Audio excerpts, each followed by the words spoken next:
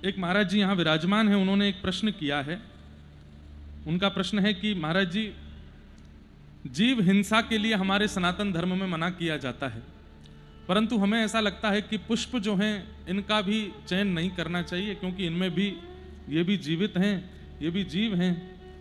आपकी भावना बहुत सुंदर है, उस भावना को बारंबार प्रणाम करते हैं, पुष्प में जीव भाव रखते हैं, परंतु ये बात भी हमारे शास्त्रों में और सब जगह निश्चित है कि संसार में कई वस्तु बनी केवल और केवल ठाकुर जी को अर्पित करने के लिए है। वह वस्तु का प्राकट्य भी ठाकुर जी के लिए ही हुआ है।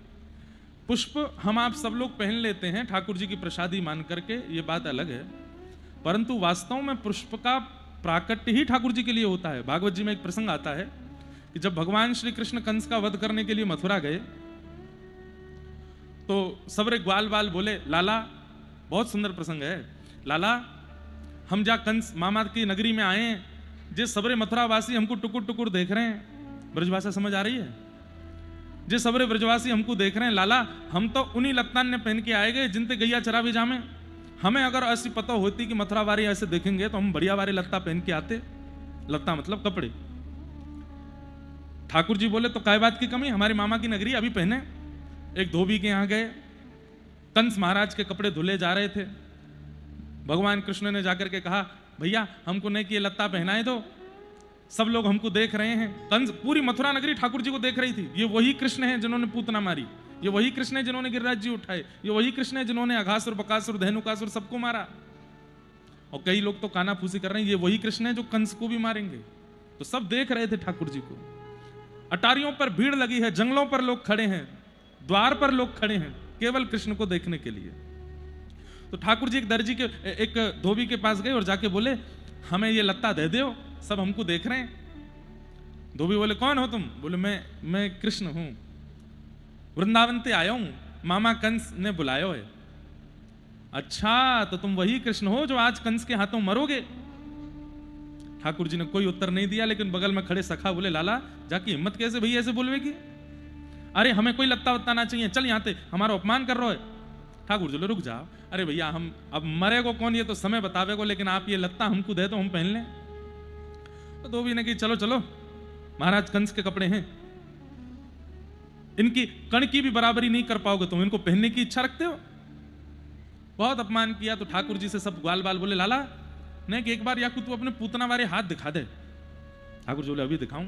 धोबी को बोला, इधर आओ। नहीं, धोबी पास गया, ठाकुर जी ने एक हस्त प्रहार किया, एक हस्त प्रहार में ही पूरा सर घूम गया, वही मृत्यु। कंस के कपड़े उतार उतार करके सब ग्वाल बाल और ठाकुर जी ने पहन लिए। स्थिति ये हो गई कि बिना झाड़ू के ही सड़क साफ हो रही है। ठाकुर जी इतने से कंस के लत्ता इतने बड़े बड़े, और ठाकुर जी कभी यहां से बाह ऊपर खींचे, कभी यहां से कुर्ता ऊपर खींचे, और सबरे ग्वाल बाल कहें, लाला नेक बड़े से हैं लत्ता तो। ठाकुर जी बोले, नेक नहीं, बहुत बड़े हैं, चलो दर्जी के पास चलो। तब एक दर्जी के यहां गए।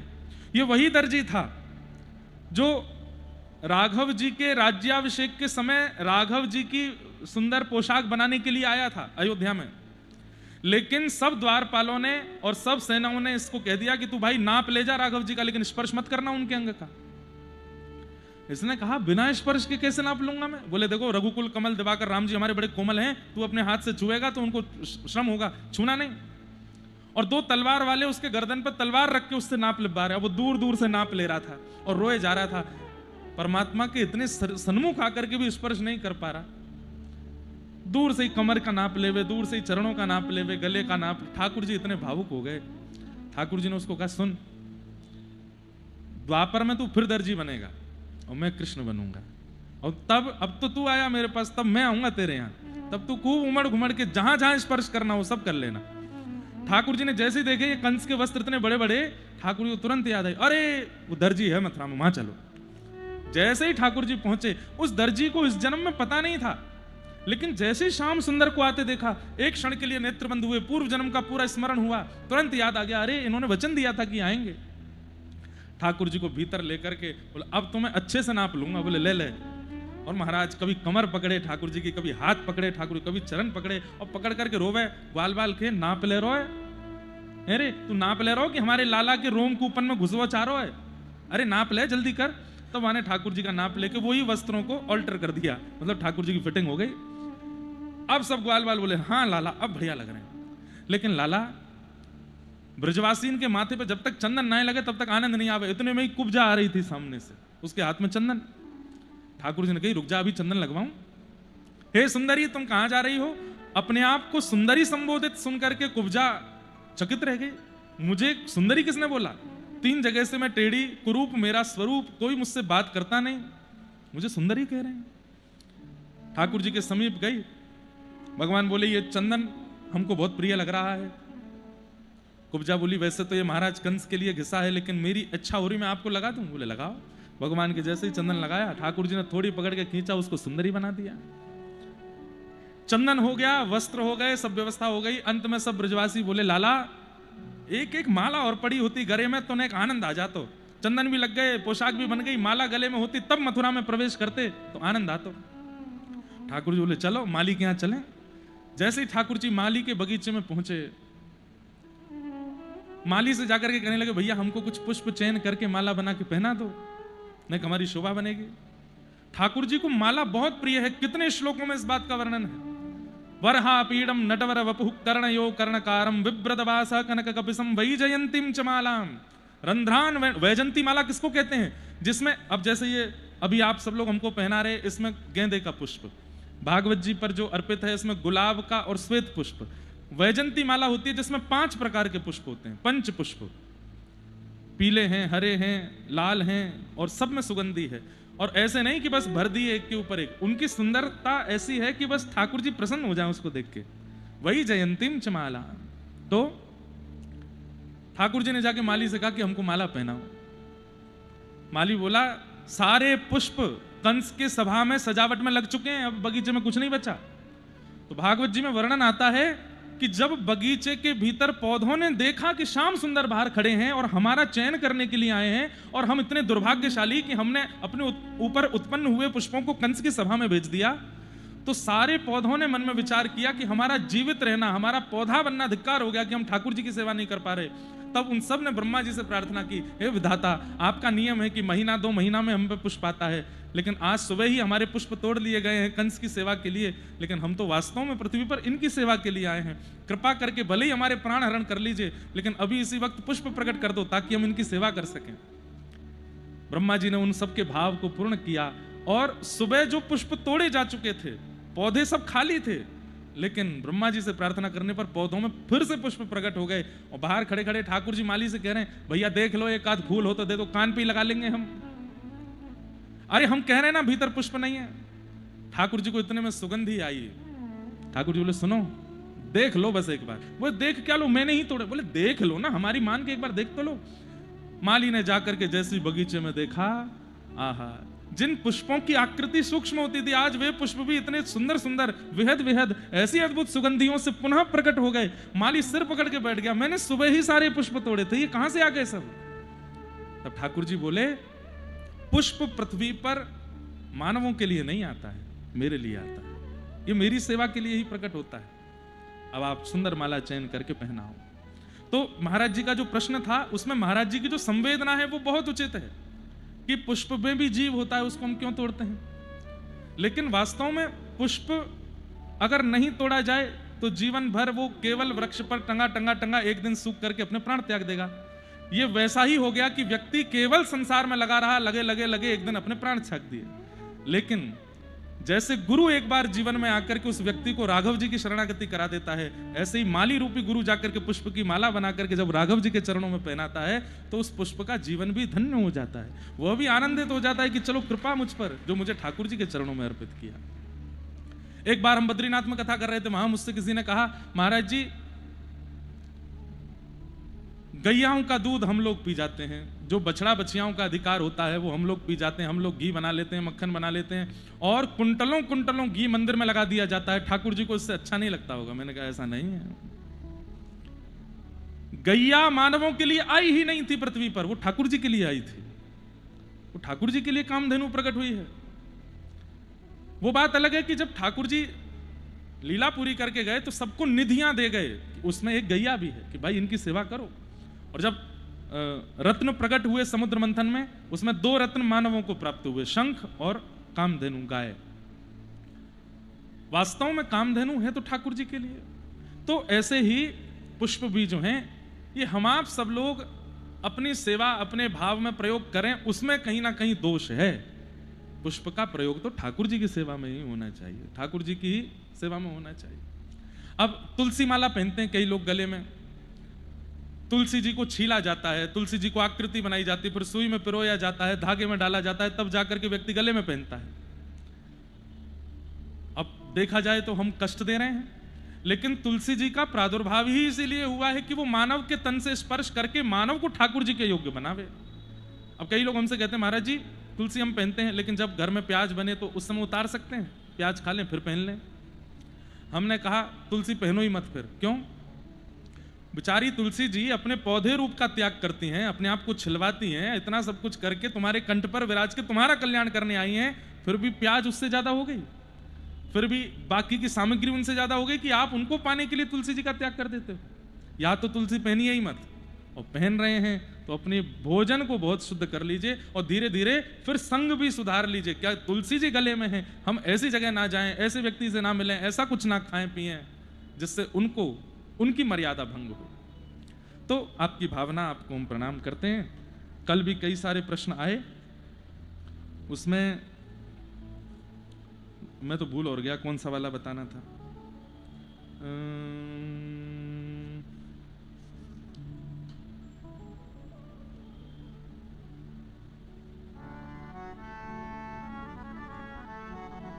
किसी का भाव है कि महाराज जी मुझे प्रिया प्रियतम का प्रेम चाहिए, पर घर पर मेरे पिताश्री मुझे बहुत सुनाते हैं, ठाकुर जी की सेवा भी बहुत बहुत सुननी पड़ती है, और लहसुन प्याज खाना छोड़ा तो नॉनवेज खाने की धमकी देते हैं।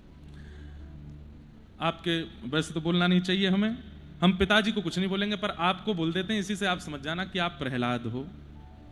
और श्री प्रहलाद जी महाराज विपरीत पिता, विपरीत परिवार, विपरीत सब स्थिति में रहते हैं।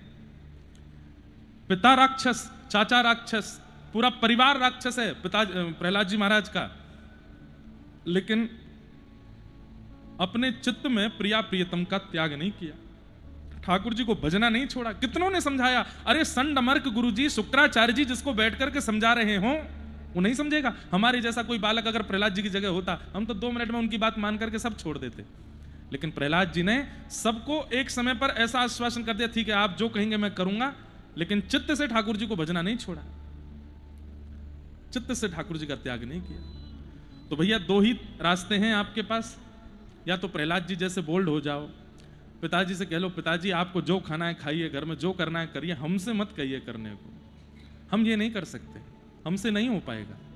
जिस प्रकार कोई माता पिता विष खाने को थोड़ी देंगे अपने पुत्र को, व्यसन करने को थोड़ी देंगे। आप कह दो ये विष के समान है, आपने खिलाया तो मेरे प्राण चले जाएंगे, मत करिए ऐसा। हम कुछ नहीं कहेंगे, जो आप करेंगे सब आज्ञा आपकी मानने को तैयार है, पर खान पान में हमको कुछ मत करो। रही बात प्रिया प्रियतम की सेवा की, तो हम अंतर्निष्ठ भक्त हो जाएंगे, प्रत्यक्ष सेवा नहीं करेंगे, मन मन में कर लेंगे, लेकिन ये खाएंगे पिएंगे नहीं, ऐसी बात कर लो। अभी आप लोग हमारे साथ रहने लगेंगे तो आपको पता चलेगा कैसे कैसे लोग मिलते हैं जीवन में। एक पिताजी, एक बेटा, एक बालक आया हमारी कथा में, वो शिष्य भी है मेरा, उसने मुझे बताया, बोले महाराज जी मेरे पिताजी को इतना बुरा लगता था कि मैं कथा सुनता था, तो मैंने रात्रि छुप छुप के सुनना शुरू किया। मैं पढ़ने में अच्छा हूं, मैं सब कुछ अच्छा करता हूं, लेकिन मेरे पिताजी को केवल भगवान से बैर है, और मैं परम भक्त हो गया हूं परिवार में। मैंने कहा फिर? बोले कथा सुनता था इसके लिए मुझे खूब सुनना पड़ता, वृंदावन जा गया तो मुझे पिटाई भी हुई, और मैं जिस दिन दीक्षा लेकर के वापस गया तो मैंने माता पिता को बताया, पिताजी इतने नाराज हुए, इतने गुस्सा हुए, बोले तू संत बन जाएगा, बाबा जी बन जाएगा, महात्मा बन जाएगा। मैंने कहा ऐसा कुछ नहीं है, मैंने बस दीक्षा ली है, मैं कर्म करूंगा, ठाकुर जी को स्मरण करते हुए करूंगा, और जब अपने कर्म से निवृत्त हो जाऊंगा तब वृंदावन जाके रहने लगूंगा, अभी नहीं, 50, 55, 60 वर्ष का होकर के तब भगवान की भक्ति के लिए सब छोड़ करके चला जाऊंगा। मैंने कहा फिर क्या हुआ? बोले पिताजी इतने नाराज हुए, अब हमको बोलने में भी लग रहा है कि ऐसा कैसे कर सकता है कोई पिता। बोले रात्रि महाराज जी मैं सो रहा था, अचानक से मेरा दम घुटा, तो मैंने देखा कि तकिया से मेरा मुंह दबा रहे थे मुझे मारने के लिए कि तू जीवित मत रहे। अपराध क्या है? भजन कर रहे हैं। अपराध क्या है? कथा सुन रहे हैं। और वो गुस्सा किस लिए थे? वो दीक्षा क्यों लेके आए? ये कलयुग नहीं है तो क्या है? इतने भयानक लोग मिलते हैं, हम क्या बताएं आपको। अब वो मुझसे पूछ रहा है मैं क्या करूं महाराज जी, मैं अपने पिताजी को देखता हूं तो मुझे बहुत भय लगता है। हमने कहा भैया तुम्हारे पिताजी तो ठाकुर जी हैं, अब श्री गिरधर लाल जी को ही अपना पिता मानो, शरीर के पिता का निर्वहन तो करो जैसा करना है, बाकी तुम्हारे असली पिता तो ठाकुर जी ही हैं। जो संतान को इस प्रकार कष्ट दे वो पिता कैसे हो सकते हैं? यही बात संतानों के लिए भी है कि जो माता पिता को इस प्रकार कष्ट दें वो संतान कैसे? एक बहन ने पत्र लिख करके दिया कि मेरे पति मुझे बहुत मारते हैं और बहुत कुछ बताया, मैं क्या करूं? मैंने कहा पति शब्द का अर्थ क्या होता है? रक्षक। और यदि उस शब्द का पालन पति ना कर रहा हो तो वो भक्षक है, और वो पति है ही नहीं, उसका तो फिर त्याग ही कर देना चाहिए। फिर भी मैंने कहा आप कुछ समय प्रयास करके देखो, एक बार और प्रयास। फिर 1 वर्ष बाद फिर उसी बहन का पत्र आया, बोले महाराज जी अब तो और मारते हैं, पीते हैं, मारते हैं, परिस्त्री गमन करते हैं, आदि आदि सब क्या करें? हमने कहा अब तो आप छोड़ो, जो पाप लगना होगा वो हमको लग जाए, लेकिन ऐसे के संग मत रहो। पति शब्द का मतलब रक्षक, पति शब्द का मतलब नाथ, पति शब्द का मतलब स्वामी, और जो इन शब्दों के अर्थ का पालन ना करता हो वो पति कैसा? ऐसी पुत्र, पुत्र शब्द का अर्थ क्या है? बोले जो पुम नामक नरक से तारे अपने माता पिता को, उसको पुत्र कहते हैं। लेकिन जो जीते जी संसार को नरक बना दे वो पुत्र कैसा? लेकिन किसी भी परिस्थिति में उसको मृत्यु दंड देना या उसको मारना या उसको, ये तो उपाय नहीं है। त्याग कर सकते। जाके संग कुमति उपजत है, पड़त भजन में भंग, तजोरे मन हरि विमुखन को संग। उनका संग मत करो। ऐसे बहुत प्रश्न आते हैं कि अगर आपको पढ़ा दिए जाएं तो आपकी रूह कांप जाए। ऐसे ऐसे लोग हैं संसार में। इसलिए भैया खूब भजन कीजिए, खूब नाम जपिए, कथा सुनिए, और ये अंतिम जन्म हो आपका, ये निश्चित करके जाइए यहां से, दोबारा ना आना पड़े इस संसार में। क्योंकि इसके बाद जो समय आने वाला है वो बहुत खतरनाक होगा। अगर किसी भी प्रकार के कर्म के कारण हमारा पुनर्जन्म हो गया तो हम नरक में जन्म ले रहे हैं ऐसा ही मान के आइएगा। ये पृथ्वी योग्य नहीं रह जाएगी कुछ समय बाद। हम तो अपनी हर कथा, हर सेवा, हर धाम यात्रा, हर नियम में केवल एक ही संकल्प करते हैं कि हे ठाकुर जी इस जन्म में या तो दर्शन दीजिए, इतना योग्य नहीं लगता हूं तो कम से कम ये अंतिम जन्म हो ऐसा कर दीजिए, पुनर्ना आना पड़े।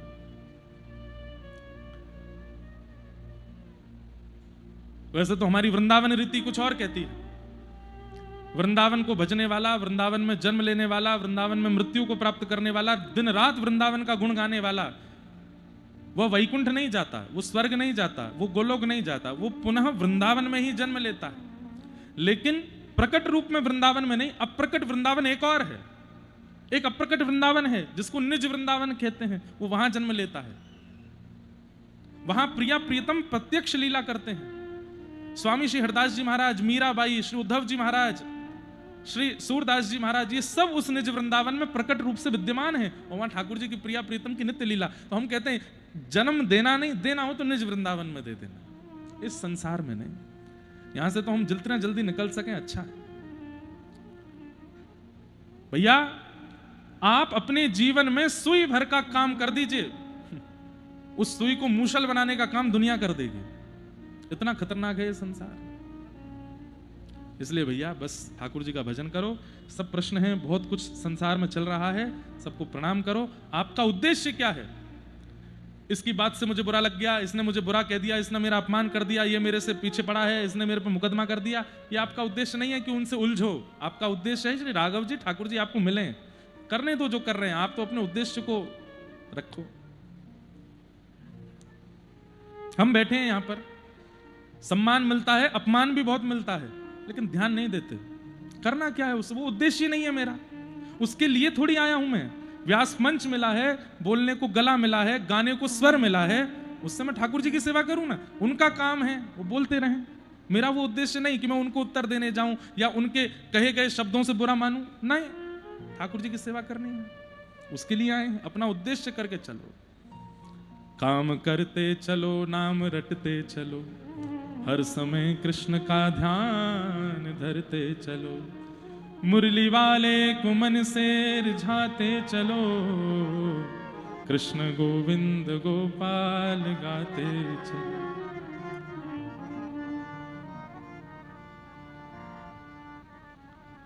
सुख में फूलो मती दुख में भूलो मती, प्राण जाए मगर नाम भूलो मती। मीराबाई को किसने छोड़ा था बताइए?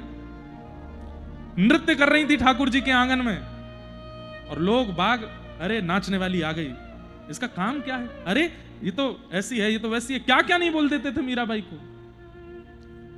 अपने घर की बेटियों को दूर कर देते, इसको मत देखना, इसकी छाया पड़ गई तो इसके जैसे नाचने गाने लग जाओगे तुम भी मंदिरों में जाके।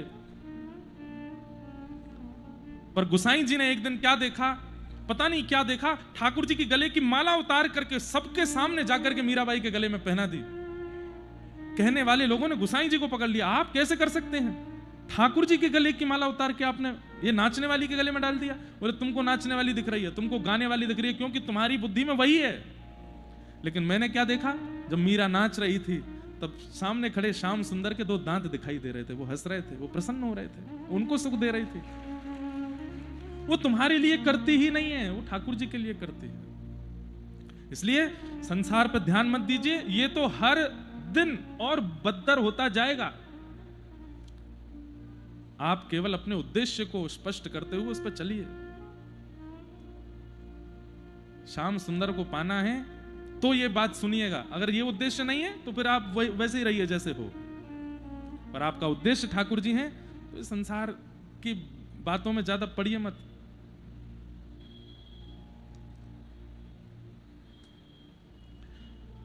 तो सब भाव आए हैं, सबको हम प्रणाम करते हैं। आज की कथा में प्रवेश करते हैं। कल हम लोगों ने भागवत जी के मंगलाचरण और सूत जी महाराज के प्रारंभिक सत्र को सुना। सूत जी महाराज ने भागवत जी की रचना वेदव्यास जी ने क्यों की, इसका प्रसंग सुनाया। एक बार की बात है, बद्रिक आश्रम में श्री वेदव्यास जी महाराज बड़े चिंतित बैठे थे, बहुत ध्यान से सुनिएगा। और तभी वहां नारद जी का आगमन हुआ। नारद जी महाराज ने आकर के वेदव्यास जी के मुखमंडल की मलिनता को देख करके पूछा, हे व्यास जी इतने दुखी क्यों हैं आप, क्या बात है? तो व्यास जी ने कहा, मैंने इतने सारे वेद लिख दिए, इतने सारे पुराण लिख दिए, लेकिन मेरे मन को पता नहीं क्यों संतुष्टि नहीं हो रही है, शांति नहीं मिल रही है। अपनी रचना से मैं ऐसा, मेरे को प्रसन्नता नहीं हो रही, मुझे लग रहा है कुछ रह गया है।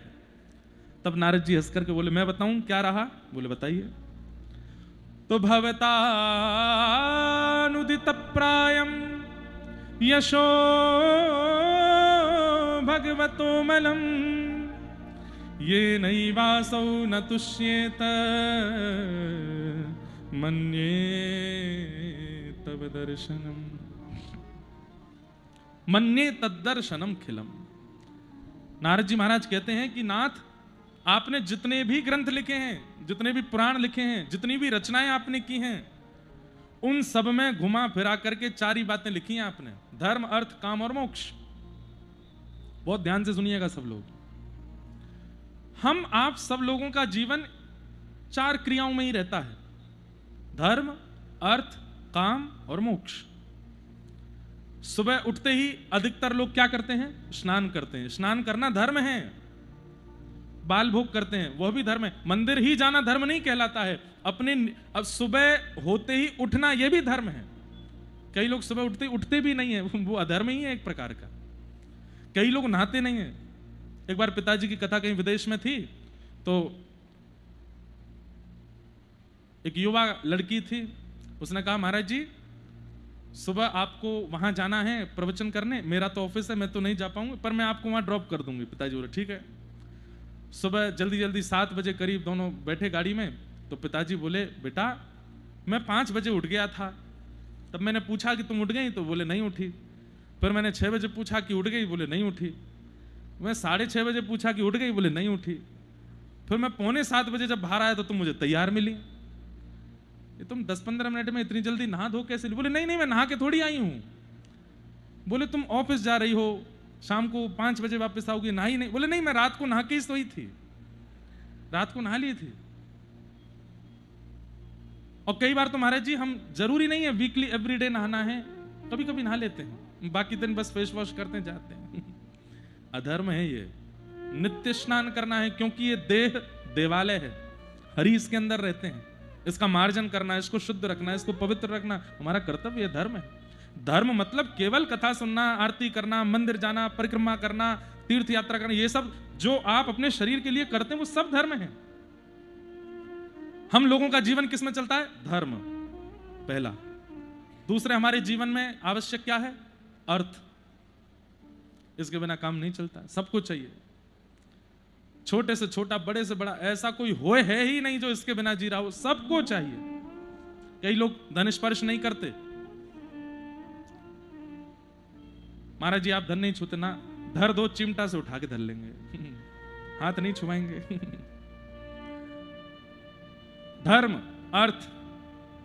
और दूसरा है काम। काम का मतलब केवल काम स्वरूप नहीं है, काम का मतलब कामना सबकी होती है, ऐसा कोई नहीं है संसार में जिसकी कोई कामना ना हो। धर्म, अर्थ, काम। और चौथा जो सबको चाहिए, मोक्ष। चाहे दुनिया मर के पाप कर लिए हों, लेकिन चाहिए मोक्ष। और इसका प्रमाण गंगा दशहरा के दिन देख लो, हर की पौड़ी पर कितने लोग नहाने जाते हैं। क्यों? आज के दिन नहाने से पाप निकल जाएंगे सबरे, अब तक जितने किए सब खत्म। क्यों? मोक्ष मिलेगा। मोक्ष की कामना सबको है। हे वेद व्यास जी, आपने इन चार बातों को ही बताया है। धर्म कैसे सुधारा जाए, अर्थ कैसे किया जाए, कामना शुद्ध कैसे की जाए, मोक्ष की प्राप्ति कैसे हो। आपने सारे ग्रंथों में यही लिखा है, बस किसी में ज्यादा किसी में कम, यही है और कुछ नहीं। तो वेद व्यास जी बोले इसके अलावा और किस बात का प्रतिपादन करना चाहिए? बोले पंचम धर्म। बोले पांचवा धर्म क्या है? प्रेम। आपने उसका वर्णन नहीं किया। और व्यास जी जब ये पांचवा प्रेम आता है ना, तो ये चारों धर्म जो हैं ये गुप्त हो जाते हैं। प्रेम के आगे फिर धर्म नहीं चलता, प्रेम के आगे फिर अर्थ नहीं चलता, प्रेम के आगे फिर कामना नहीं, प्रेम के आगे मोक्ष भी नहीं चलता। हमारे वृंदावन में धर्म, अर्थ, काम, मोक्ष चारों हाथ जोड़ के खड़े हैं। वहां प्रेम की प्रधानता है। दुनिया के किसी भी मंदिर की मंगला आरती 5 बजे 6 बजे हो जाती है, 4 बजे होती है। अरे बद्रीनाथ में 3:30 बजे हो जाती है। ब्रह्म मुहूर्त में मंगला आरती होनी चाहिए। और ब्रह्म मुहूर्त 2:45 बजे से लेकर के लगभग जब तक सूर्य की प्रथम किरण नहीं आती तब तक ब्रह्म मुहूर्त रहता है। इसी में ही मंगला आरती पूरी दुनिया में होती है। हमारे वृंदावन बिहारी जी की 8 बजे होती है। क्यों? छोटो लाला है, जल्दी ना उठेगो, धीमे धीमे उठेगो। धीमे धीमे उठते हैं। घंटी नहीं बजाई जाती आरती में। क्यों? पूरी दुनिया में गरुण विराजमान, घंटी के बिना आरती नहीं होती। बिहारी जी में घंटी नहीं बजती। क्यों? छोटो लाला है, डर जाएगो घंटी बजाएंगे तो। कहां गया धर्म? बोले प्रेम में विलीन हो गया। यशोदा में अब अंदर की बात सुनो। जगन्नाथ भगवान, ये विशाल विग्रह श्री जगन्नाथ जी का स्नान कैसे करते हैं? जगन्नाथ जी के आगे एक शीशा रख दिया जाता है, उस शीशे में जगन्नाथ जी का प्रतिबिंब आ जाता है, उस शीशे पे ही जल डालते हैं पुजारी, जय जगन्नाथ, हो गए स्नान। साल में एक बार स्नान करते हैं, स्नान पूर्णिमा के दिन, और उस दिन स्नान करके बीमार हो जाते हैं। कहां गया धर्म? प्रेम में विलीन हो गया। प्रेम में विलीन हो गया। ऐसे ही अर्थ, ऐसे ही काम और ऐसे ही मोक्ष। जहां प्रेम की प्रधानता आ जाती है वहां पर इन सब का। हमारे कुम्मन दास जी महाराज ब्रजमंडल में जन्मे भगवान के 8 सखाओं में से एक सखा श्री कुम्मन दास जी, राजा अपनी संपूर्ण संपत्ति उनको दान करने के लिए आया, लेकिन जिस समय आया था उस समय कुम्मन दास जी की गोद में ठाकुर जी बैठे खेल रहे थे और कुम्मन दास जी की ठोड़ी पकड़ करके ऐसे ऐसे कर रहे थे। कुम्मन दास जी की झोंपड़ी ऐसी थी कि बारिश होती थी तो कमर कमर तक पानी भर जाता था। और कुम्मन दास जी के विषय में आता है कि श्री कुम्मन दास जी के घर में देखने के लिए शीशा नहीं था। तिलक स्वरूप कैसे करते थे? ठाकुर जी सामने खड़े होकर बताते, हाँ कुम्मना यहाँ धल ले, अब खींच ले ऊपर, हाँ नीचे तो गोली कर ले, यहाँ खींच ले, लग गो तिलक है, बहुत बढ़िया। आरसी नहीं है, या तो जल में अपना मुख देख करके श्री लगाते हैं या ठाकुर जी उनकी श्री लगवाते हैं। ऐसी परिस्थिति कुम्मन दास जी के घर की। तब फतेहपुर सीकर का राजा अपनी सारी संपत्ति उनको दान करने के लिए आया। जैसे ही राजा ने कक्ष में प्रवेश किया, गोद में बैठे ठाकुर जी अंतर ध्यान हो गए। हे महाराज, आप कुम्मन दास जी हैं, मैं अपनी संपत्ति लेकर के आया हूं, आपके चरणों में अर्पित करना चाहता हूं। कुम्मन दास जी यहाँ रो रहे हैं, ढूंढ रहे हैं, लाला तू कहां चलोगे? अरे कछु तो कह रहे हो, पता ना कहां चलोगे हो। कभी यहां ढूंढे, वहां ढूंढे, सब जगह ढूंढे, ठाकुर जी नहीं मिले। ढूंढते ढूंढते रोते रोते, तू कौन है भैया, कहां से आयो? मैं उस जगह का राजा हूं, अपनी संपत्ति ले। भैया लाओ तिजोरियां भीतर धरो। कुम्मन दास जी चरणों में गिर गए, बोले तेरे हाथ जोड़ूं, पांव पूजूं, अभी लौट जा यहां से, और ये सब ले जा अपने संग। परिवार के लोग इकट्ठे हो गए, कुम्मन दास जी हमको आवश्यकता है धन की, हमारे यहाँ भोजन नहीं बन पाता, हमारे यहाँ ये व्यवस्था नहीं है, वो कोई दे रहा है तो ले लीजिए ना। बोले मुझे ना चाहिए, जाके आवे थे श्याम सुंदर चले गए, बाकी सामग्री अगर धर लूंगा तो श्याम सुंदर हमेशा के काजे चले जाएंगे, मुझको नहीं चाहिए। प्रेम में अर्थ की भी इच्छा नहीं होती। अरे सुदामा जी महाराज, अर्थ की इच्छा है नहीं है, एक दिन भोजन नहीं करते, 2 दिन 3 दिन नहीं करते, तो रो करके कभी कभी सुदामा जी की पत्नी कहती है, कैसे द्वारिकाधीश के मित्र हो आप? अरे इतना बुरा जीवन तो किसी का नहीं होगा, 4-4 5-5 दिन भूखा रहना पड़ता है हमें। अरे आज तो कहीं से अन्न मांग लाओ। तो सुदामा जी कहते, आज एकादशी है, 5 दिन से भोजन पाया नहीं और आज एकादशी, आज भी मत करो। पत्नी क्रोध में भर जाती, पता नहीं कहां से मेरा ब्याह ऐसे हो गया, आप कैसा भाव रखते हैं, और ठाकुर जी की क्या कृपा है? कोई कृपा नहीं, हम पर कोई कृपा नहीं। सुदामा जी बोले, देवी शास्त्र आज्ञा करते हैं, जिस दिन व्यक्ति एकादशी करता है, अन्न सेवन नहीं करता, अन्य दिन तो वो ठाकुर जी को याद करता है, पर जिस दिन वो अन्न सेवन नहीं करता, ठाकुर जी उसको याद करते हैं। पर दुनिया के लोग महीने में 2 ही बार व्रत रखते हैं, मैं और तू कितने भाग्यशाली हैं, हफ्ते हफ्ते हमारा व्रत होता है, मतलब ठाकुर जी हमको रोज याद करते हैं। अरे आनंद मना, सुख मना। सिर पर हाथ धर के बैठ जाती, कैसे हैं आप? क्यों? प्रेम में अर्थ की इच्छा नहीं होती, अर्थ की इच्छा नहीं। प्रेम में कोई कामना नहीं होती।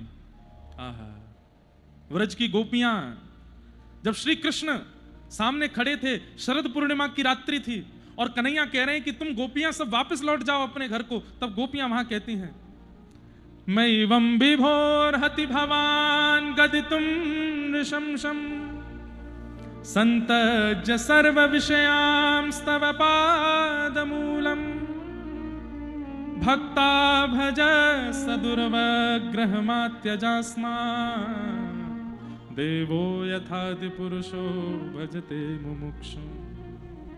गोपियां कहती हैं, हे श्याम सुंदर, हम आधी रात में आपसे मिलने के लिए आई हैं, कहीं हमको देख करके आपके मन में ये तो नहीं आ रहा कि जैसे एक कामजन्य स्त्री किसी पुरुष की इच्छा रखती है, कहीं हमारी ऐसी इच्छा तो नहीं? नहीं नाथ, आपने ही कहा है कि सब छोड़ के मेरी शरण में आओ, मैं स्वीकार करता हूं। हम सब छोड़ करके आपकी शरण में आ गई हैं, लेकिन नाथ हमारी कोई कामना नहीं है आपसे। हम आपसे प्रेम करती हैं, पर हमारा प्रेम मिलन में नहीं है कि आप हमको मिलो। हम आपसे प्रेम करती हैं, पर हमारे प्रेम का मतलब आपको देखना नहीं है, आपसे सुनना नहीं है, आपका स्पर्श करना नहीं है, आपको पकड़ना नहीं है, आपके संग रहना नहीं है। ये संसार का जो प्यार है वो हमारा प्रेम नहीं है। ठाकुर जी बोले, तो फिर तुम्हारे प्रेम में क्या है? बोले, केवल हमें बोल दो कि आपने हमें स्वीकार कर लिया, उसके बाद वर्षों के लिए चले जाओ, बस हमें बोल दो कि आपने हमें स्वीकार कर लिया। फिर कभी मत मिलना, कभी मत दिखना, कभी मत बोलना, कभी कुछ मत कहना। हम इसमें अपना पूरा जीवन निकाल देंगे कि आपने कहा था कि तू मेरो है, तू मेरी है, बस ये बोल के चले जाओ। मिलन प्रेम नहीं हमारे लिए, देखना प्रेम नहीं हमारे लिए, बात करना प्रेम नहीं हमारे लिए, स्पर्श करना प्रेम नहीं हमारे लिए। कहां? अरे काम मूर्छित होके गिर पड़ा है रास में, प्रेम में काम नहीं होता। धर्म, अर्थ, काम और मोक्ष। इसी अयोध्या में श्री राघव जी समस्त अयोध्या वासियों के लिए विमान लेकर के प्रकट हो गए। जय हो। सब गए साकेत, लेकिन हनुमान जी नहीं गए। जैसे ही हनुमान जी की चर्चा होती तभी महाराज जी का आगमन होता है।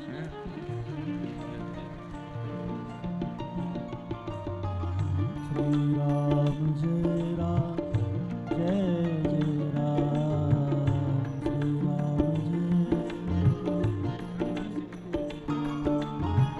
श्री राम जय राम जय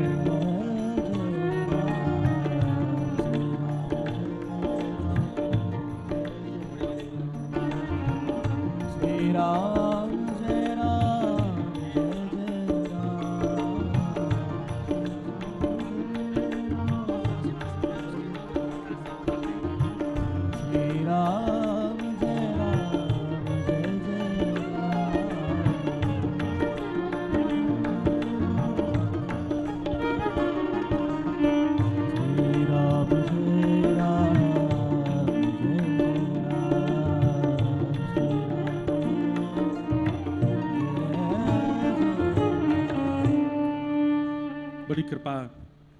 हमारे हनुमानगढ़ी के पूज्य महंत श्री राजूदास जी महाराज तो कृपा बनाए हुए हैं।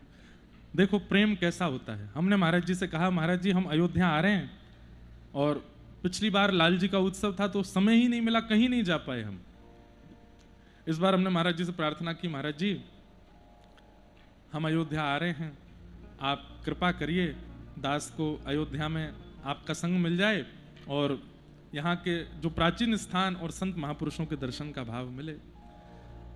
तुरंत एक फोन में सारे अपने बड़े बड़े कार्यक्रम सब रद्द किए। बोले हम नहीं आ पाएंगे, हमारे ब्रज से इंद्रेश जी आ रहे हैं, उनको अयोध्या जी का दर्शन कराना है, संतों के दर्शन कराने हैं, और सब जगह मना करके महाराज जी संग हैं। सुबह से हमको लेके जाते हैं। आज हम लोग नंदीग्राम गए थे।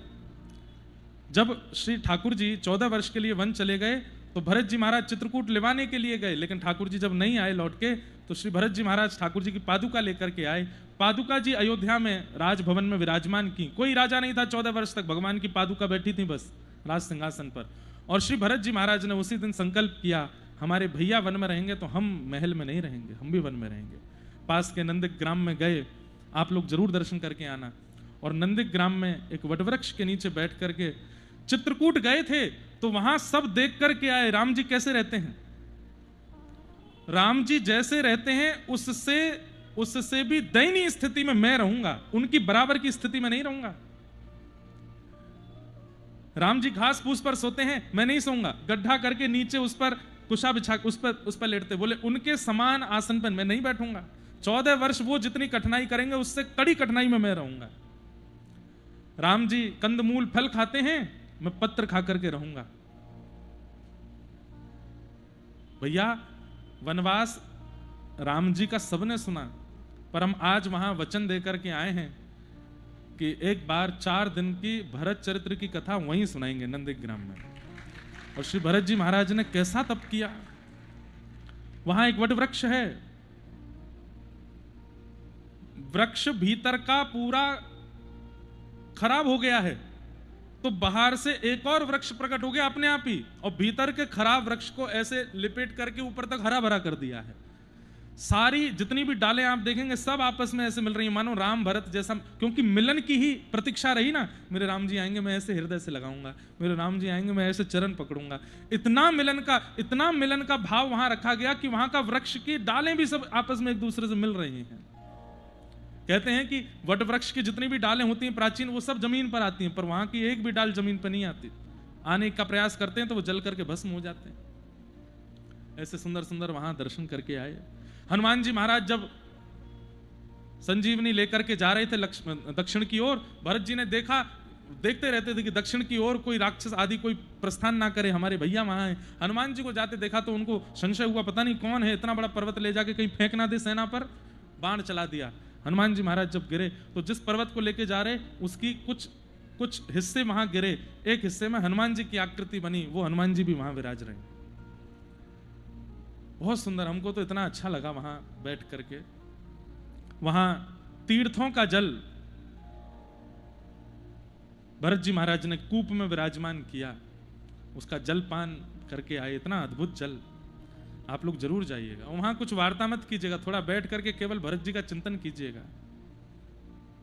कैसा भरत जी का, अगर अवसर मिला बीच कथा में, क्योंकि वो चरित्र बहुत बहुत करुण प्रसंग है श्री भरत जी का। अवसर मिलेगा तो कहूंगा, नहीं तो 4 दिवस की हमको वहां कथा करनी है, ये तो हम बोले आए। तो हमारे राजूदास जी महाराज बड़ी कृपा कर रहे हैं। आज साथ में ही श्री धर्मदास जी महाराज भी पधारे हैं, उनका भी बहुत बहुत अभिनंदन। आप सब लोगों का बड़ा सौभाग्य है कि अयोध्या के संतजन स्वयं ही आकर के यहाँ पर आपको दर्शन दे रहे हैं। कथा चल रही है, अयोध्या में निवास चल रहा है, संतों के दर्शन मिल रहे हैं, आनंद है। तो हम क्या निवेदन कर रहे थे? धर्म, अर्थ, काम और मोक्ष। जब प्रेम प्रधान होता है तो ना व्यक्ति को धर्म की इच्छा, ना अर्थ की इच्छा, ना काम की इच्छा, ना मोक्ष की इच्छा। भगवान श्री राम साकेत प्रस्थान कर रहे हैं अपनी लीला पूरी करके, सबके लिए विमान आया, सबको बैठा करके। कहते हैं कि महाराज कीट पतंगा जीव जंतु सबको लेकर के गए भगवान। अयोध्या में जो भी था कोई नहीं, सब साकेत गए थे, एकमात्र हनुमान जी नहीं गए। हनुमान जी प्रार्थना करते हुए कहते हैं, भगवान साकेत में आपकी कथा सुनने को मिलेगी, तो बोले साकेत में कथा नहीं होती। बोले तो फिर हम साकेत जाके क्या करेंगे? बोले क्यों नहीं होती कथा? बोले जहां हम प्रत्यक्ष बैठे हैं वहां कथा की क्या आवश्यकता है? हम सामने बैठे हैं, कथा तो वहां सुनी जाती है जहां हमारा वियोग हो, हमारी याद आ रही हो, हमारा भाव हो, कुछ सीखना हो। पर हम मिल गए तो सब सीख जाते हैं, सब मिल जाता है, सब वियोग दूर हो जाता है, वहां कथा का क्या भाव? तो हनुमान जी महाराज बोले फिर आप ही जाइए, हम नहीं जाएंगे, हम तो यहीं पृथ्वी पर रहेंगे, आपकी कथा सुनते रहेंगे। और हनुमान जी साकेत नहीं गए, जाते रहते हैं हनुमान जी बीच बीच में दर्शन करने, पर श्री हनुमान जी महाराज तो धराधाम पर ही रहते हैं, पृथ्वी पर ही विराजते हैं। मोक्ष की भी कामना नहीं होती है जब प्रेम प्रगाढ़ हो जाता है। धर्म अर्थ काम मोक्ष प्रेम के आगे नतमस्तक हो जाते हैं। नारद जी महाराज कह रहे हैं कि हे व्यास जी, आपने जितने भी ग्रंथ लिखे हैं उनमें धर्म अर्थ काम मोक्ष की प्रधानता बताई, इसलिए आपका चित्त अशांत सा रहता है। एक ग्रंथ ऐसा लिखिए जिसमें प्रेम प्रधान हो। व्यास जी बोले प्रेम की प्रधानता कैसे बताऊं? बोले ठाकुर जी का ऐश्वर्य मत बताइए, भगवान कितने बलवान हैं, कितने विराट हैं, कितने ज्ञानी हैं, कितने ऐसे, ये सब मत बताइए, वो कितने प्रेमी हैं किसी ग्रंथ में ये वर्णन कर दीजिए, आपका चित्त शांत होगा। न यद्वचश्चित्र पदम हरेर्यशो जगत पवित्रम प्रगणित करहिचित तद्वायुषम तीर्थ मुशंति मानसा न यत्र हंसा निर्मन्यु शिक्षया। जो प्रेमी हैं उनके लिए तो कुछ लिखिए। एक कथा हम सुनाते हैं कि कर्माबाई, नाम तो सबने सुना होगा, कर्माबाई रोज सुबह सुबह खिचड़ी बनाती और जगन्नाथ महाप्रभु दौड़ के आते उसकी खिचड़ी खाने। कहते हैं कि कर्माबाई जल्दी के कारण स्नान भी नहीं करती, और जब पहली बार घटना घटी कर्माबाई के साथ तब तो और ही अद्भुत थी। पिताजी कह के गए कि ठाकुर जी का भोग लगाना, बिना भोग लगाए तुम मत पाना। तो बिना नहाए धोए कर्माबाई ने खिचड़ी बनाई, दांतुन करते करते बना रही थी तो लगा कहीं जल ना जाए, तो दांतुन के पिछले भाग से चला दी खिचड़ी, और उस खिचड़ी को खाने महाप्रभु जगन्नाथ दौड़ के आए।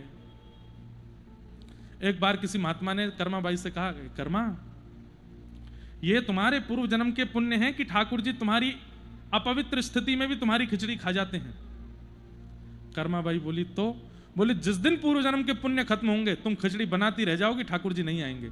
कर्माबाई रोने लगी, ऐसा मत करिए, ऐसा कोई उपाय बताइए कि ठाकुर जी कभी आना बंद ना करें। तो महापुरुष ने नियम बता दिए, 3 बजे उठना, स्नान करना, कोरी साड़ी पहनना, ऐसे नैवेद्य सिद्ध करना, अग्निदेव का आवाहन करना, चूल्हे का पूजन करना, पात्र पर चंदन टीका लगा देना, उसके बाद जितनी सामग्री दाल चावल जो भी डालो खिचड़ी में उन सबको प्रणाम करना, ये वैदिक मंत्र हैं उनसे उसमें आवाहन करना, अन्नपूर्णा मैया को प्रणाम करना, और तब तुम खिचड़ी बनाना। ये तुम पवित्रता लेके आओगी तो ठाकुर जी देख करके फिर स्थिर हो जाएंगे, फिर कभी नहीं जाएंगे। कर्माबाई बोली बस यही चाहिए। अगले दिन कर्माबाई ने यही नियम किए, ठाकुर जी आ गए। ठाकुर जी जब पहुंचे तब कर्माबाई चूल्हे का पूजन कर रही थी। ठाकुर जी बोले अम्मा खिचड़ी, बैठे रहो अभी बन नहीं है। चंदन लगा रही हैं, कभी कोई मंत्र बोल करके चावल डाल रही है, कोई मंत्र बोल के उसमें दाल डाल रही हैं, कोई मंत्र बोल के उसमें नमक पधरा रही हैं, हल्दी पधरा रही हैं। ठाकुर जी थोड़ी पे हाथ धर के बैठे, मैया समय हो गया मंगला का, मुझे जाना है, मंदिर में घंटे घड़ियाल बज रहे हैं। स्थिति ये हुई, ठाकुर जी चिल्लाने लगे जल्दी कर्मा, जल्दी कर्मा, तभी नाम उनका कर्मा पड़ा, जल्दी कर। और वो इतने धीरे धीरे सब बनाती जा रही मंत्र बोल बोल के। उस दिन बिना खिचड़ी पाए ठाकुर जी चले गए। जब खिचड़ी बन के तैयार हुई ठाकुर जी जा चुके थे। कर्मा बाई बोली ये क्या हुआ, मंदिर गई लड़ने ठाकुर जी से, आप क्यों चले आए? ठाकुर जी बोले कितने बढ़िया प्रेम से भाव से तुम बनाती थी, इतना सब कुछ, ये क्या आज नया तुमने वो नियम शुरू किया? बोले मुझे सब पता है, मेरे पुण्यों के कारण आप आ रहे थे और मेरे पुण्य क्षीण हो रहे थे, मेरे को एक महात्मा ने बताया ये नियम से स्नान ध्यान करके बनाओ तब। ठाकुर जी बोले नियम उनके लिए हैं जिनके चित्त में प्रेम नहीं है कर्मा। जो प्रेम शून्य है उनको नियम करने की आवश्यकता है। तू तो प्रेमी है, तुझे नियम की क्या आवश्यकता? तेरे लिए कोई आवश्यकता नहीं है। और सही बात है, जिनके चित्त में नियम प्रेम नहीं है मतलब वो अपवित्र है, इसलिए उनको नहाना भी पड़ेगा, उनको संध्या वंदन भी करनी पड़ेगी, उनको तीर्थों के जल भी पीना पड़ेगा, उनको पंचगव्य भी पान करना पड़ेगा। पर जिनके चित्त में प्रेम नीर बहता है उनका चित्त तो परम पवित्र है, उनको किसी की आवश्यकता नहीं है।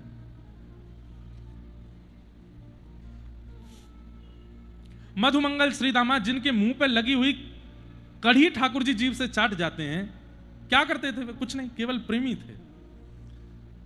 प्रेम से पवित्र संसार में कुछ नहीं है। और दुर्भाग्य की बात है, आज प्रतिशत भर भी प्रेम किसी के चित्त में नहीं है। सब स्वार्थी हैं, स्वार्थ लाग कर ही सब प्रीति। बस ये प्रेम हमारे चित्त में आ जाए इन कथाओं से, तब ठाकुर जी प्राप्त हो जाए। क्योंकि साधन हम इतने नहीं कर पाएंगे जितने सतयुग के लोगों ने किए, त्रेता के लोगों ने किए, द्वापर के लोगों ने किए। कलयुग में तो केवल प्रेम ही है जिससे ठाकुर जी मिलेंगे। तो नारद जी महाराज ने वेद व्यास जी को समझाया कि ऐसा कोई ग्रंथ लिखिए जिसमें प्रेम प्रधान हो। भगवत तत्व की प्रधानता तो बहुत देखी लोगों ने, ठाकुर जी विराट हैं, ठाकुर जी ऐसे हैं, ठाकुर जी पराक्रमी, वो जगत नियंता जगदाधार, पर वो प्रेमी कैसे हैं, कहीं पर ये भी तो वर्णन करो, उनके प्रेम का वर्णन करो। वो कैसे गोपियों के यहां जाकर के माखन चुरा लेते हैं, कैसे ग्वाल बालों के संग मधुर मधुर लीला कर लेते हैं, कैसे कभी किसी गोपी के कहने पर, अरे क्या रसखान जी का ये वाक्य सबको याद होगा, ताहि अहीर की छोहरिया, आगे क्या है, छछिया भरी छाछ पे नाच नचायो। छछिया किसको कहते हैं, इसको छछिया बोलते हैं। ये ऐसे भी आप करोगे, ये छछिया नहीं है, इसको सीधा रखो, सीधा रखने पर जितना गड्ढा बनेगा इसको छछिया बोलते हैं। और इसमें जितनी छाछ आ जाए उतनी छाछ पर व्रज की गोपियां ठाकुर जी को नचा देती हैं। कैसे, यशोदा मैया मटका में जल भरने के लिए जा रही हैं, पीछे पीछे पल्लू पकड़ करके छोटे से गोपाल जी चल रहे हैं, इतने में ही एक गोपी अपने हाथ में 5-10 बूंद छाछ लेकर के और खिड़की से ऐसे बाहर निकालती है, बोले लाला आजा खा ले पी ले। तो ठाकुर जी छचिया भर छाछ पे ही रीझ जाते हैं, मैया को पल्लू छोड़ दें वह गोपी के घर में घुस जाएं। गोपी के घर में घुसते गोपी भीतर से किवाड़ बंद करे, चटकनी लगावे। ठाकुर जी कहें कहाँ है छाछ, छाछ पिवाओ। ठाकुर जी बोले हम बे छाछ पीवे गो गोपी के। अच्छा चल एक काम कर, बोले कहा बंदर कैसे करे लाला, करके दिखाइयो। सो ठाकुर जी बंदर की तरह करते हैं।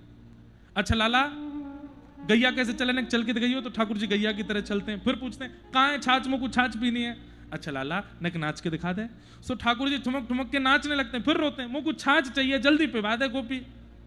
लाला एक बार मेरे हृदय से लग जा। ठाकुर जी हृदय से लग जाए, फिर कहें अब मुझको छाछ पिवाए दे। अच्छा एक बार यहां अपने अधर को स्पर्श करा दे। ठाकुर जी स्पर्श, अब तो दे दे मुझको छाछ। बोले अपने दोनों हाथ मेरे सिर पर धर दे। धर दिए गोपी, अब तो दे दे छाछ। बोले मैं ना देरी, चलो जा जा। ठाकुर जी रोते रोते जामे, मैया जे गोपी बहुत खिजायो, ये गोपी मुझको बहुत खिजामे।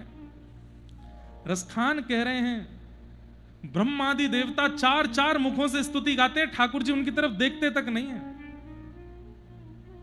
बड़े बड़े गंधर्व जन नाद ब्रह्म स्वर प्रकट होकर के ठाकुर जी की वंदना करते हैं, ठाकुर जी नेत्र बंद करके पौड़े रहते हैं। लेकिन वही ब्रह्म जब ब्रजमंडल में आता है तो ये गोबर थापने वाली गोपियां जो कभी विद्यालय नहीं गई, कभी विश्वविद्यालय नहीं गई, किसी गुरु की सन्निधि में नहीं गई, छछिया भरी छाछ पे नाच नचायो। कैसे, प्रेम, केवल प्रेम। व्यास जी ये लीला आपने कहीं लिखी, इतने पुराण आपने लिख दिए, कहीं पर भी ये लिखा कि इतनी सी छाछ पर ठाकुर जी मोहित हो जाते हैं?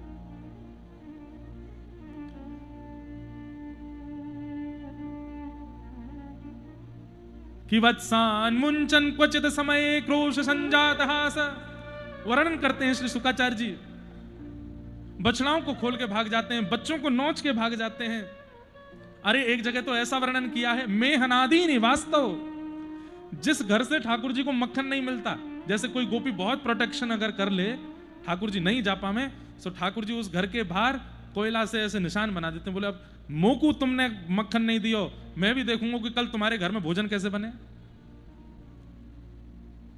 क्या करते हैं ठाकुर जी, सुबह सूर्य उदय होने से पहले ही यशोदा मैया के बगल से धीमे से उठते हैं और उठ करके सब ग्वाल बालों को इकट्ठा करके सूर्य उदय से पहले ब्रह्म मुहूर्त में पहुंच जाते हैं उस गोपी के घर जिसने माखन खाने से कल रोक दिया।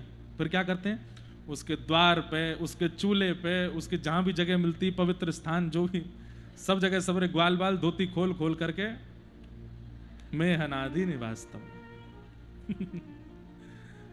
सुबह सुबह गोपी उठ करके आती है और जब देखती है हाय राम पूरे आंगन में,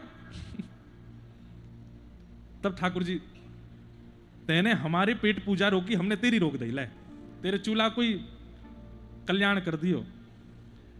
अब ये बात आपने कहीं लिखी कि परमात्मा ऐसे भी करते हैं? व्यास जी बोले ऐसा तो मैंने कहीं नहीं लिखा। बोले इसीलिए आपका मन अशांत है। ऐसा कुछ वर्णन कीजिए, ऐसी कोई रचना कीजिए जिसके भाव से लोगों में ठाकुर जी के प्रति सम्मान नहीं, ठाकुर जी के प्रति श्रद्धा नहीं, ठाकुर जी के प्रति समर्पण नहीं, ठाकुर जी के प्रति प्रेम उत्पन्न हो, उनके नेत्रों से झरझर अश्रु बहने लग जाएं। ऐसा भाव कहीं लिखिए, तब आपके मन को शांति मिलेगी। तब वेद व्यास जी महाराज ने, नारद जी ने फिर अपने पूर्व जन्म की कथा बताई कि मैं एक दासी पुत्र था, और आदि आदि सब भाव बताए। नारद जी महाराज की भाव सुन करके श्री वेद व्यास जी ने समाधि लगाई, और समाधि नानुस्मर तद विचेष्टितम, समाधि लगा करके जब नेत्र खोले हैं तो श्रीमद् भागवत संहिता उत्पन्न हो गई। बोलो भागवत महापुराण की। सब ग्रंथ, सब शास्त्रों का उद्गम धर्म से होगा, अर्थ से होगा, काम से होगा, मोक्ष से होगा, ज्ञान से होगा, वैराग्य से होगा, त्याग से होगा, पर श्रीमद् भागवत जी का उद्गम प्रेम से है। ये प्रेम से प्रकट हुई, और इनके फलस्वरूप भी प्रेम ही मिलता है। अगर कथा सुनने के बाद प्रेम नहीं मिला, इसका मतलब कथा सुनी नहीं आपने। प्रेम मिलता है।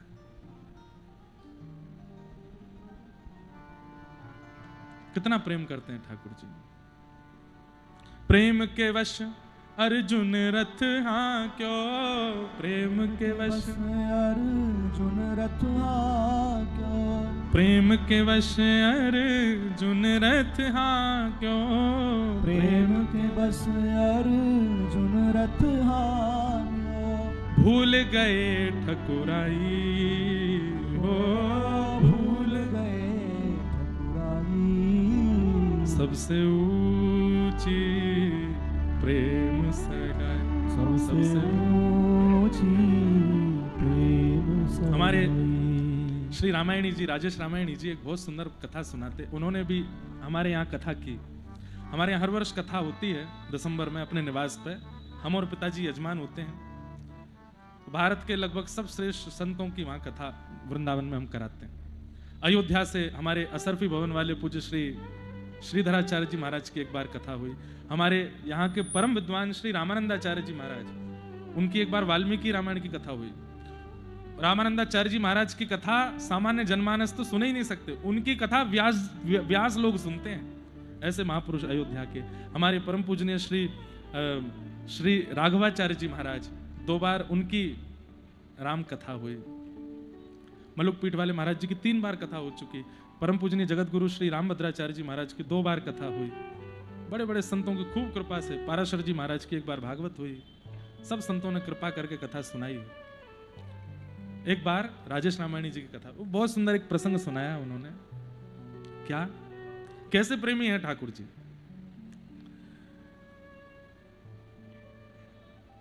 एक बार भगवान श्री कृष्ण अपने शालिग्राम, ठाकुर जी भी शालिग्राम पूजन करते हैं और नित्य संध्या करते हैं। तो पूजन कर रहे थे, तभी अर्जुन से कहा, अर्जुन एक काम करो। बोले क्या? बाहर बगीचे से कुछ पुष्प तोड़ के लाओ हमारी पूजा के लिए। अर्जुन बोले जाते हैं। जैसे ही अर्जुन पुष्प तोड़ने के लिए गए, दूर से हनुमान जी महाराज ने अर्जुन को आते देखा। हनुमान जी महाराज बोल गए, कौन हो तुम, क्या कर रहे हो? अर्जुन ने कहा, मैं अर्जुन हूं, भगवान श्री कृष्ण ने पूजा के लिए पुष्प मंगाए हैं, तोड़ के ले जा रहा हूं। हनुमान जी बोले, कम से कम इतना तो तुमको आना चाहिए कि पूछ लें पहले कि भाई हम पुष्प तोड़ लेंगे, नहीं बिना पूछे पुष्प तोड़ रहे हो। अरे भैया कोई ऐरे गहरे भाव के लिए नहीं है, ठाकुर जी की पूजा के लिए पुष्प तोड़ रहे हैं। हनुमान जी बोले, कुछ भी हो पूछ तो लेना चाहिए था कि भाई हम पुष्प तोड़ लें कि नहीं, बिना पूछे पुष्प तोड़ रहे हो। अरे हम अपने लिए नहीं तोड़ रहे, हमारे ठाकुर जी श्री कृष्ण हैं, उनको पूजा के लिए। हम अच्छा अच्छा अच्छा तोड़ दो तोड़ दो तोड़ दो। क्यों? उनका नाम सुन के इतना ऐसे कैसे हो गए? बोले क्योंकि वो खुद चोर हैं, उनका सेवक चोर होगा कोई बड़ी बात नहीं है। चोर का सेवक चोर ही होगा, ले जाओ ले जाओ, आपसे कुछ नहीं कहेंगे हम। अब आपने परिचय दे दिया ना कि किन के दास हो। हमारे राघव जी के होते तो ऐसा कर ही नहीं सकते थे आप। ये तो कन्हैया वाले हो ना। अच्छा, ये अयोध्या और वृंदावन में ये हल्की नोक झोंक चलती ही रहती है। आप लोगों की तो नहीं होती, हमारी होती रहती है। यहाँ के जब संत जनों से मिलते हैं तो यहाँ के संत जी कहेंगे, हमारे राघव जी को देखो, राजा हैं, मुकुट पहन करके रहते हैं, ऐसे रहते हैं ऐसे रहते हैं। तुम्हारो कहा है, वो तो घर घर जाके माखन चुराए, किसी घर में कुछ करिया, किसी घर में कुछ करिया। हमारे राघव जी देखो, एक पत्नी व्रती हैं, सीता जी के संग रहते, उसके अलावा तुम्हारे ठाकुर जी सबरी गोपी अपना लें, ऐसे ही करते रहते हैं। पर उसमें भी एक विनोद है। हनुमान जी महाराज बोले ले जाओ ले जाओ ले जाओ। आपने बढ़िया परिचय दे दिया ना कि किनके सेवक हो, ले जाओ। अर्जुन को बहुत बुरी लगी, बोले देखो हमसे आप कुछ भी कह लो, हमारे स्वामी के लिए कुछ नहीं कहोगे। नहीं नहीं, हम तो कुछ कह ही नहीं रहे, ये तो जगत विदित है, ये हम कहें, हम आरोप लगावें तो बात आपको हमसे कहनी चाहिए, ये तो दुनिया जानती है कि वो चोर हैं।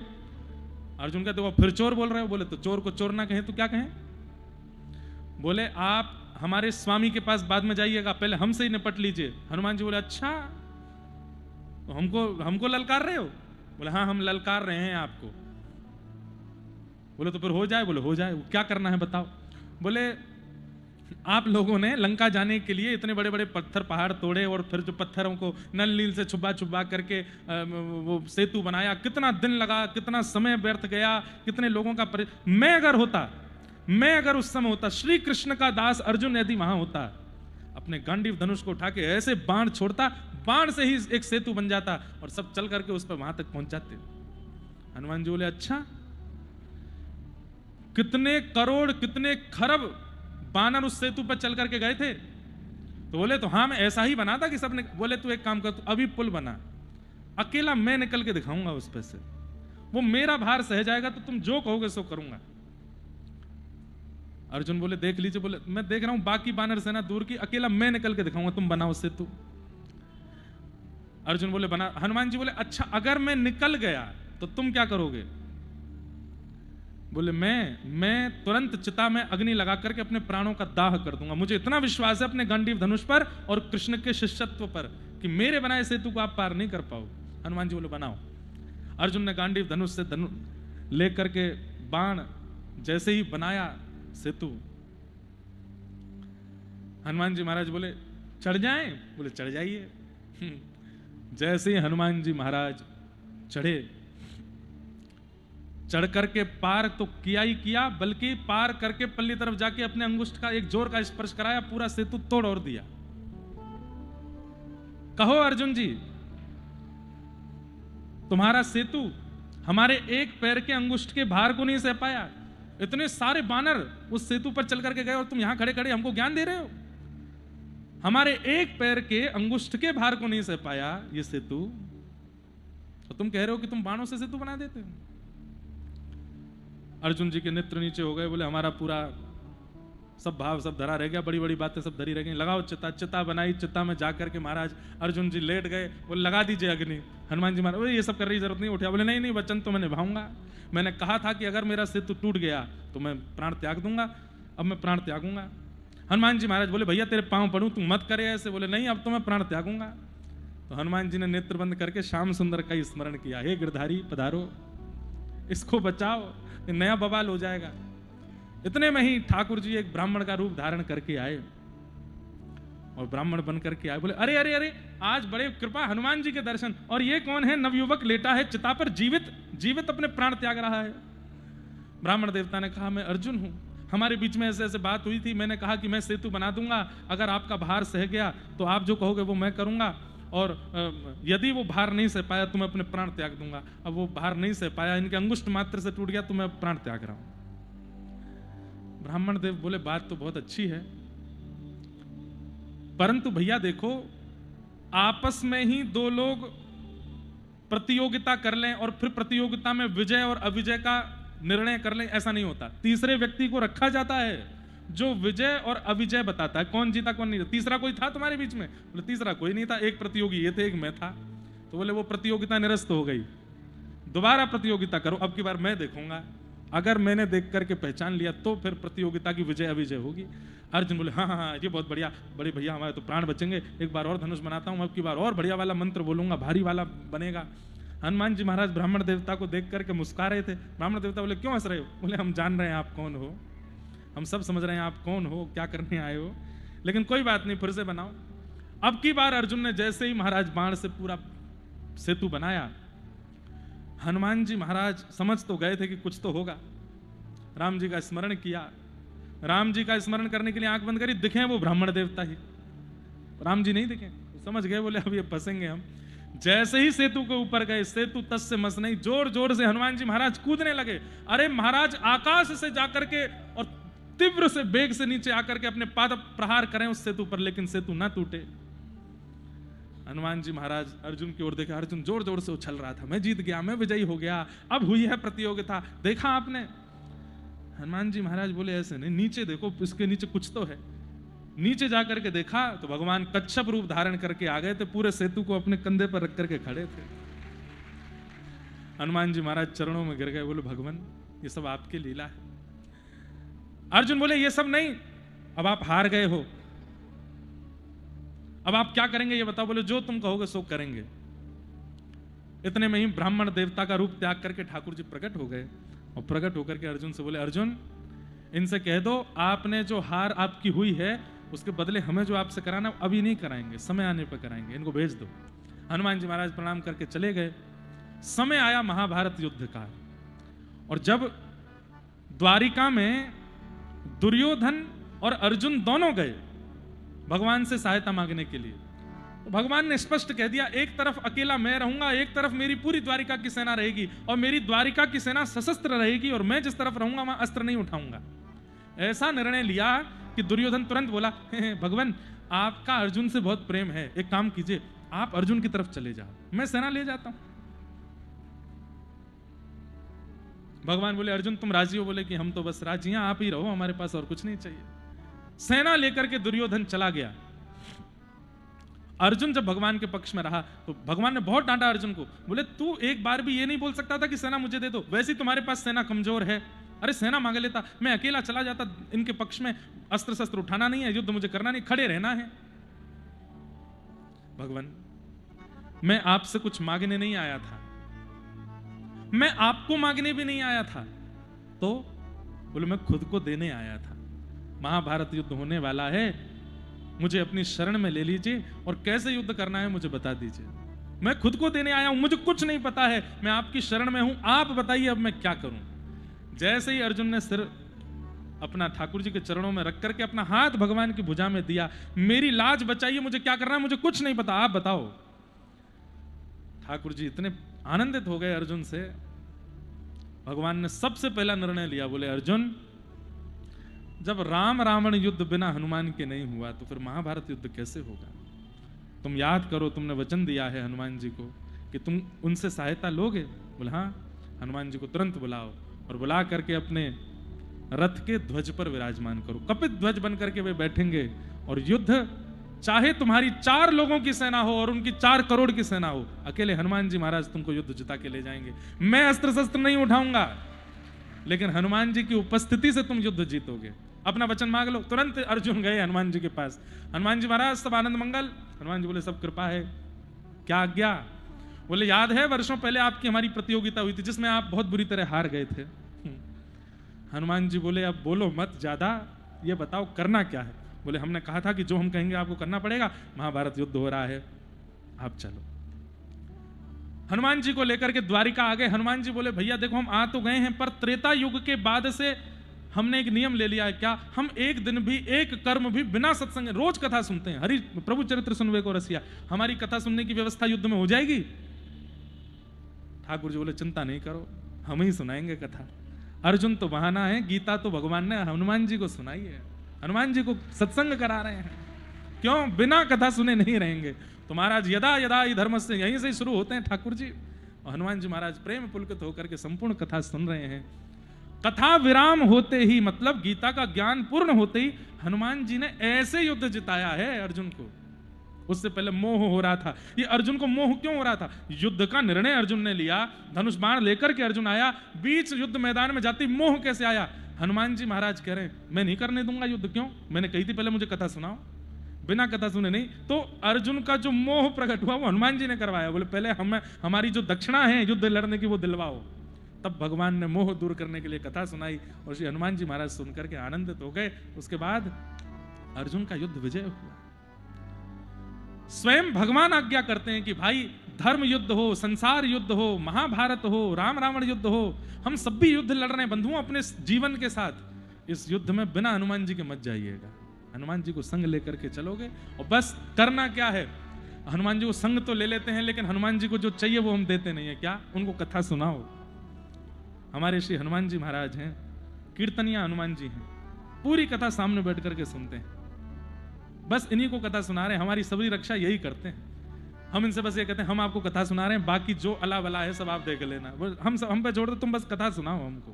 ये कथा सुनते, प्रभु चरित्र सुनवे को रसिया, राम लखन सीता मन बसिया। ठाकुर जी कितने प्रेमी हैं, कैसे कैसे कहां कहां किस किस लीला को जोड़ देते हैं। ठाकुर जी की लीला है।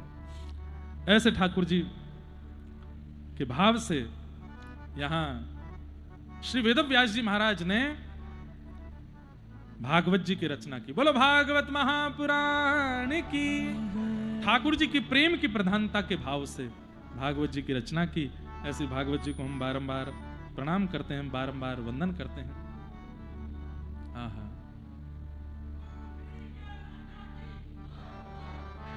वाह। हमारे साथ हैं भगवान, हमें किस बात की चिंता। हमारे साथ हैं भगवान, हमें किस बात की चिंता। हमारे साथ हैं भगवान, हमें किस बात की चिंता। हमारे साथ है भगवान, हमें किस बात की चिंता। किया करते हो क्यों दिन रात तुम बिन बात की चिंता। किया करते हो रात क्यों बिन बात की चिंता। किया करते हो क्यों दिन रात तुम बिन बात की चिंता। क्या करते हो तुम दिन रात क्यों बिन बात की चिंता। तेरे स्वामी को रहती है, तेरे स्वामी को रहती है। तेरे स्वामी को रहती है। तेरे स्वामी को रहती है। तेरे हर बात की चिंता। तेरे स्वामी को रहती है। तेरी हर बात की चिंता। हमारे साथ है घनश्याम, हमें किस बात की चिंता। हमारे साथ है घनश्याम, हमें किस बात की चिंता। बोल राधा रमण लाल की।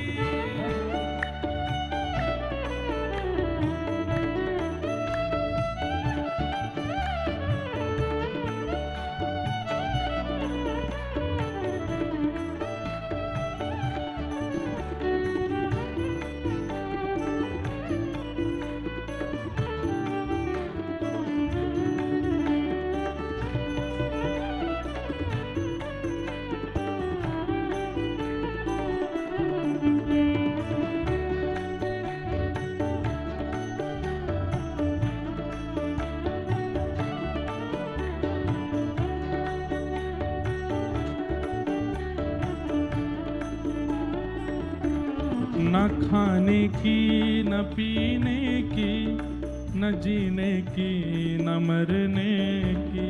न खाने की न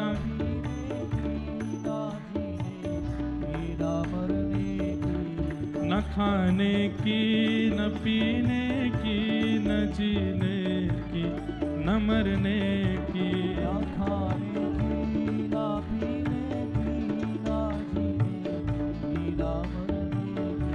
रहे हर श्वास में हरि नाम, रहे हर रहे हर श्वास में हरि नाम। के प्रिय भाव की चिंता। रहे हर श्वास में भगवान के प्रिय नाम की चिंता। रहे हर श्वास में भगवान के प्रिय नाम की चिंता। रहे हर श्वास में भगवान के प्रिय नाम की चिंता। हमारे साथ श्री रघुनाथ, हमें किस बात की चिंता।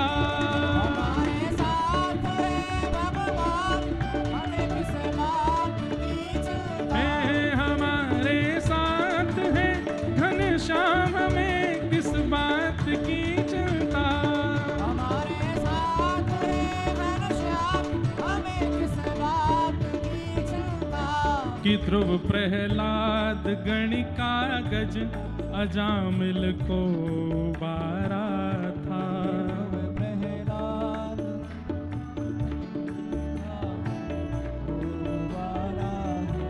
के ध्रुव प्रहलाद गणिका गज अजामिल को बारा था।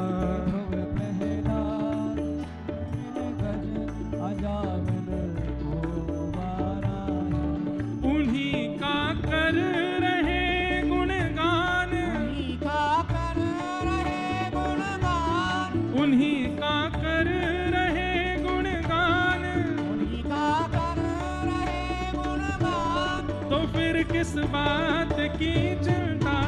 उन्हीं का कर रहे गुणगान को किस बात की चिंता। हमारे साथ श्री रघुनाथ हमें किस बात की चिंता। हमारे साथ है रघुनाथ ने किस बात की चिंता। राधे राधे गोविंद गोविंद राधे श्री राधे राधे गोविंद गोविंद राधे गोविंद राधे गोपाल राधे गोविंद राधे गोपाल राधे हरि गोविंद राधे गोपाल राधे हरि गोविंद राधे गोपाल राधे हे भजो राधे राधे गोविंद गोविंद राधे भजो राधे राधे गोविंद गोविंद राधे भजो राधे राधे गोविंद गोविंद राधे।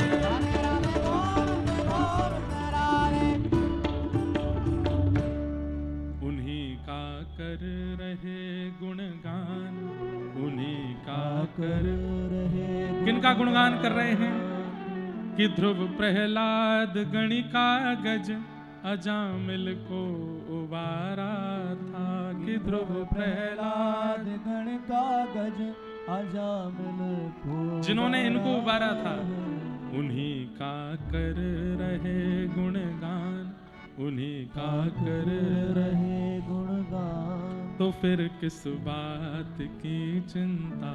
उन्हीं का कर रहे गुणगान, तो किस बात की चिंता।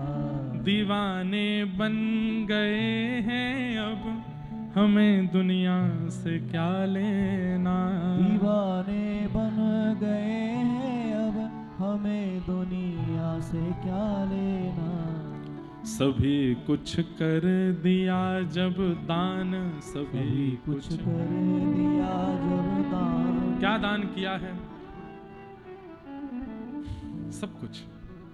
मन हरि का, तन हरि का, धन हरि का, बुद्धि हरि की, नेत्र हरि के, कान हरि के, हाथ हरि के, चरण हरि के, ये जीवन हरि का, सर्वस्व हरि का, हमारा नहीं है।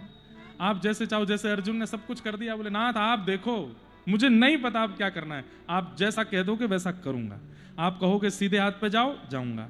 आप कहोगे कुआं में कूदो, कूद जाऊंगा। अरे महाराज, पीपाजी महाराज दर्शन करने के लिए गए श्री रामानंदाचार्य भगवान का, और जैसे ही गए तो द्वार पर जाकर के सेवकों ने कह दिया महाराज धीराज श्री पीपा महाराज पधारे हैं दर्शन करने के लिए। भीतर जाकर के सेवकों ने कह दिया कि महाराज धीराज पीपा महाराज आए हैं। जब इतनी उपमाएं देकर के रामानंदाचार्य जी का नाम, उनको नाम बताया गया, तो उन्होंने कहा अभी दर्शन नहीं देंगे, उनसे कहो कल आना। पीपा महाराज को लगा कि महाराज धीराज आदि आदि ये सब उपमाएं देकर के बताया गया हो, वहां से आए आदि तो कोई भी मिलने आता है, ये मना कर रहे हैं। तो अगले दिन उन्होंने सेवकों से कहा महाराज धीराज आदि आदि ये सब मत बोलना, बस बोलो पीपा महाराज आए। अगले दिन बोले पीपा महाराज आए दर्शन करने के लिए। रामानंदाचार्य जी ने अंदर से फिर कहा बोले अभी नहीं मिलेंगे, जाओ। तीसरी बार ना तो सैनिक लेके आए ना सेना लेके आए, कोई नहीं आया, अकेले आए। आकर के बोले दास पीपा आया है दर्शन करने के लिए। भीतर जाकर के सेवकों ने कहा तो रामानंदाचार्य जी समझ गए, लेकिन बोले ये केवल बोल रहे हैं कि मन से इतने समर्पित हो गए, इसकी परीक्षा लेनी पड़ेगी। जाओ जाकर के कह दो सामने कुआं है उसमें कूद जाएं। सेवकों ने जाके कहा पीछे एक कुआं है, आचार्य की आज्ञा, उसमें कूद जाओ। जैसे ही दौड़ करके गए हैं कूदने के लिए, इतने में ही आचार्य चरण वहीं बाहर प्रकट हो गए। बोले रुक जाओ, अब दर्शन देंगे। हम देखना चाह रहे थे कि समर्पण कैसा है। सभी कुछ कर दिया जब दान, सभी कुछ, और ये सब समर्पण करना है, ये भगवान ने अर्जुन को सिखाया है। मोरध्वज नाम के राजा के पास भगवान अर्जुन को लेके गए थे और अर्जुन को दिखाने ले गए। बोले तेरे को एक दिखाता हूं कैसे भक्त होते हैं मेरे। अर्जुन बोला दिखा के लाओ। अर्जुन को लगता था मुझसे बड़ा कोई नहीं होगा। तो दोनों विप्र का रूप धारण करके, ब्राह्मण का रूप धारण करके जब गए, राजा ने बड़ा स्वागत सत्कार किया। बोले मांगिए भगवान क्या चाहिए। तब अर्जुन से भगवान ने, तुम चुप रहना हम बोलेंगे। बोले हमको चाहिए ये कि जब हम तुम्हारे दरबार में आ रहे थे तो रास्ते में एक शेर मिला था और शेर हमको खाने के लिए आ रहा था, तो हमने उसके आगे बड़े हाथ पैर जोड़े, अनुनय विनय किया, तो शेर ने हमको छोड़ दिया। लेकिन उस शेर ने हमसे कहा मैं एक शर्त पे छोड़ूंगा। बोले क्या। पास में एक राजा रहता है, उस राजा का तन मुझे बहुत बढ़िया लगता है, उसको दूर से देखते ही मेरे मुंह में पानी आता है कि मैं उसको खा जाऊं। तो हे ब्राह्मण देवताओं के प्रतिपालक राजा मूरध्वज, हम तुमसे यही चाहते हैं कि वो शेर या तो हमको खाएगा, इसलिए तुम कृपा करके अपना तन उनको दे दो। आधा तन ही चाहिए, पूरा नहीं चाहिए। अपनी पत्नी और बेटे को तुरंत बुला करके एक आरी दे दी। बोले कि मेरा शरीर बीच से काट दो और इनको सौंप दो। जब ये समर्पण देखा ठाकुर जी के प्रति, तब अर्जुन समझ गए कि भगवान कितने कृपालु। जय हो। श्री राम जय राम जय जय राम, श्री राम जय, श्री राम जय राम जय जय राम।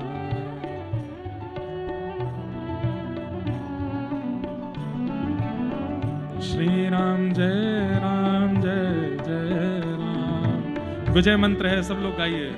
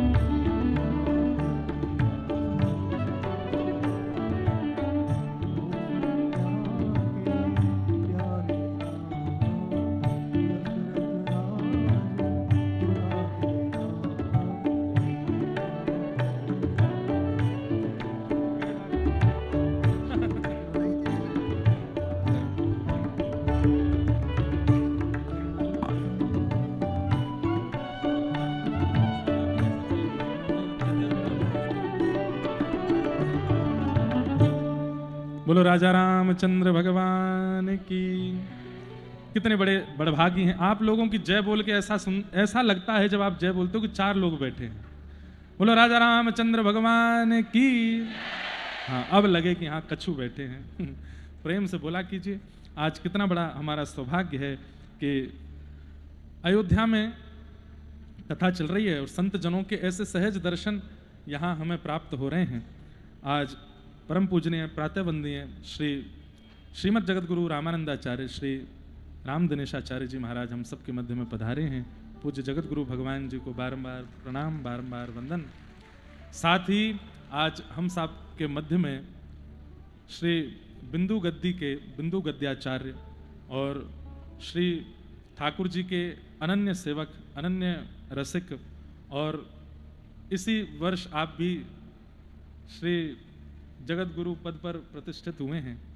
ऐसे हमारे, अब तो हम कह सकते हैं एक ही दिन मिले हैं, लेकिन हम पर अत्यंत स्नेह जिनका बरसा एक ही दिन में, एक रात्रि में ही ऐसा स्नेह दिया महाराज जी ने। हमारे पूज्य श्री कृपालु जी महाराज हम सबके मध्य में पधारे हैं। आपके भी युगल चरणों में और पूज्य जगत गुरु भगवान के युगल चरणों में बारंबार आप सब श्रोताओं की ओर से बारंबार प्रणाम, सबकी ओर से बारंबार वंदन। पूज्य जगत गुरु भगवान का पूज्य गुरुधर लाल जी के ब्याहुला उत्सव में बरसाना आगमन भी हुआ था और वहाँ पर भी आचार्य चरण के मंगलाशासन से हम आप सब लोग आनंदित हुए थे। और आज अवध में कथा चल रही है भागवत जी की, तो आज पुनः महाराज जी का मंगल में दर्शन हमको सबको मिल रहा है, ये बड़ी कृपा है। कल रात्रि श्री कनक बिहारी जी के दर्शन करने के लिए गए थे। कनक भवन में कनक बिहारिणी बिहारी जी के दर्शन करके और फिर हमारे पूज्य महाराज जी के दर्शन करने के लिए गए। आपके पूज्य बड़े महाराज जी कुछ महीनों पहले जब श्री रेवासा धाम में परम पूजनीय श्री मलुक पीठ वाले महाराज जी के सानिध्य में दास की कथा थी, तो वहाँ बड़े महाराज जी आए थे और उनका उद्बोधन और उनका व्यवहार, स्वभाव और वक्तव्य सब कुछ इतना आनंदित और इतना मनमोहक था।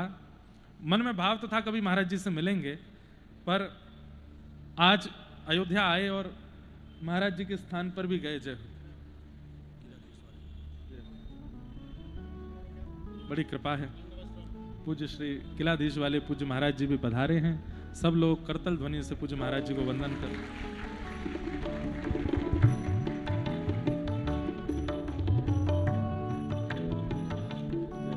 बड़ी कृपा।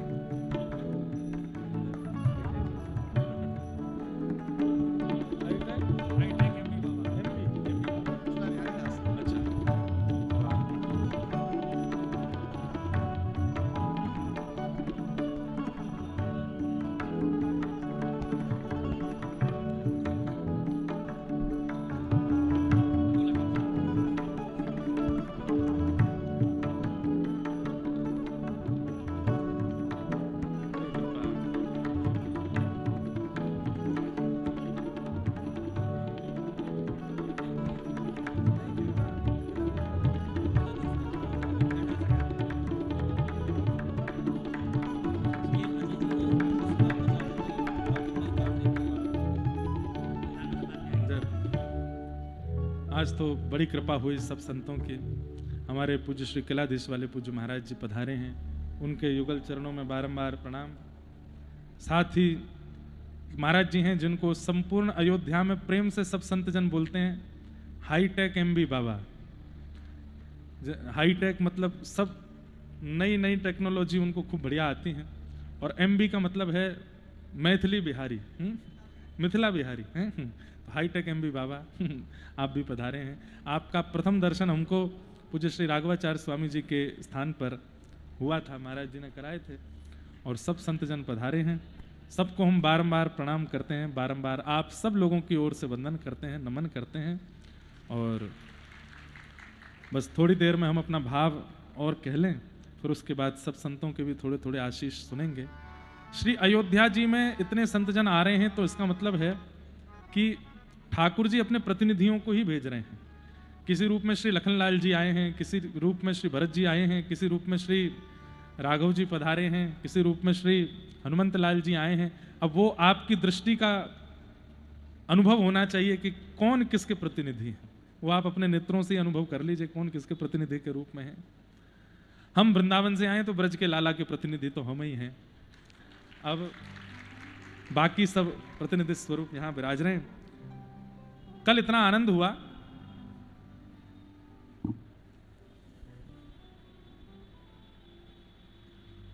रात्रि में श्री कनक बिहारी जी का दर्शन करने के लिए गए और तत्पश्चात दशरथ महल के पूज्य महाराज जी, हमारे पूज्य श्री कृपालु जी महाराज, उनके स्थान पर गए।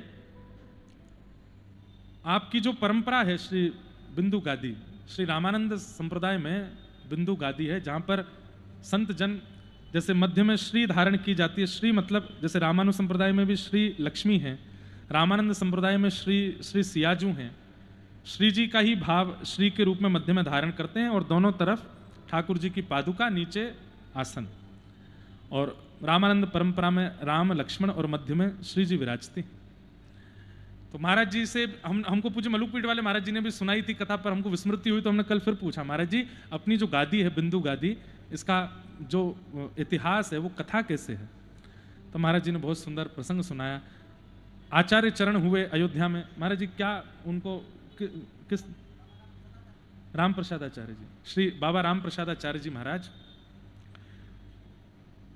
सेवा करते थे दशरथ महल में ही, वहीं के ठाकुर जी की। अभी दर्शन हम वहाँ के ठाकुर जी कल शयन हो गए थे, दर्शन तो नहीं हुए, और वहाँ के ठाकुर जी की सेवा करते थे श्री राम प्रसादाचार्य जी महाराज।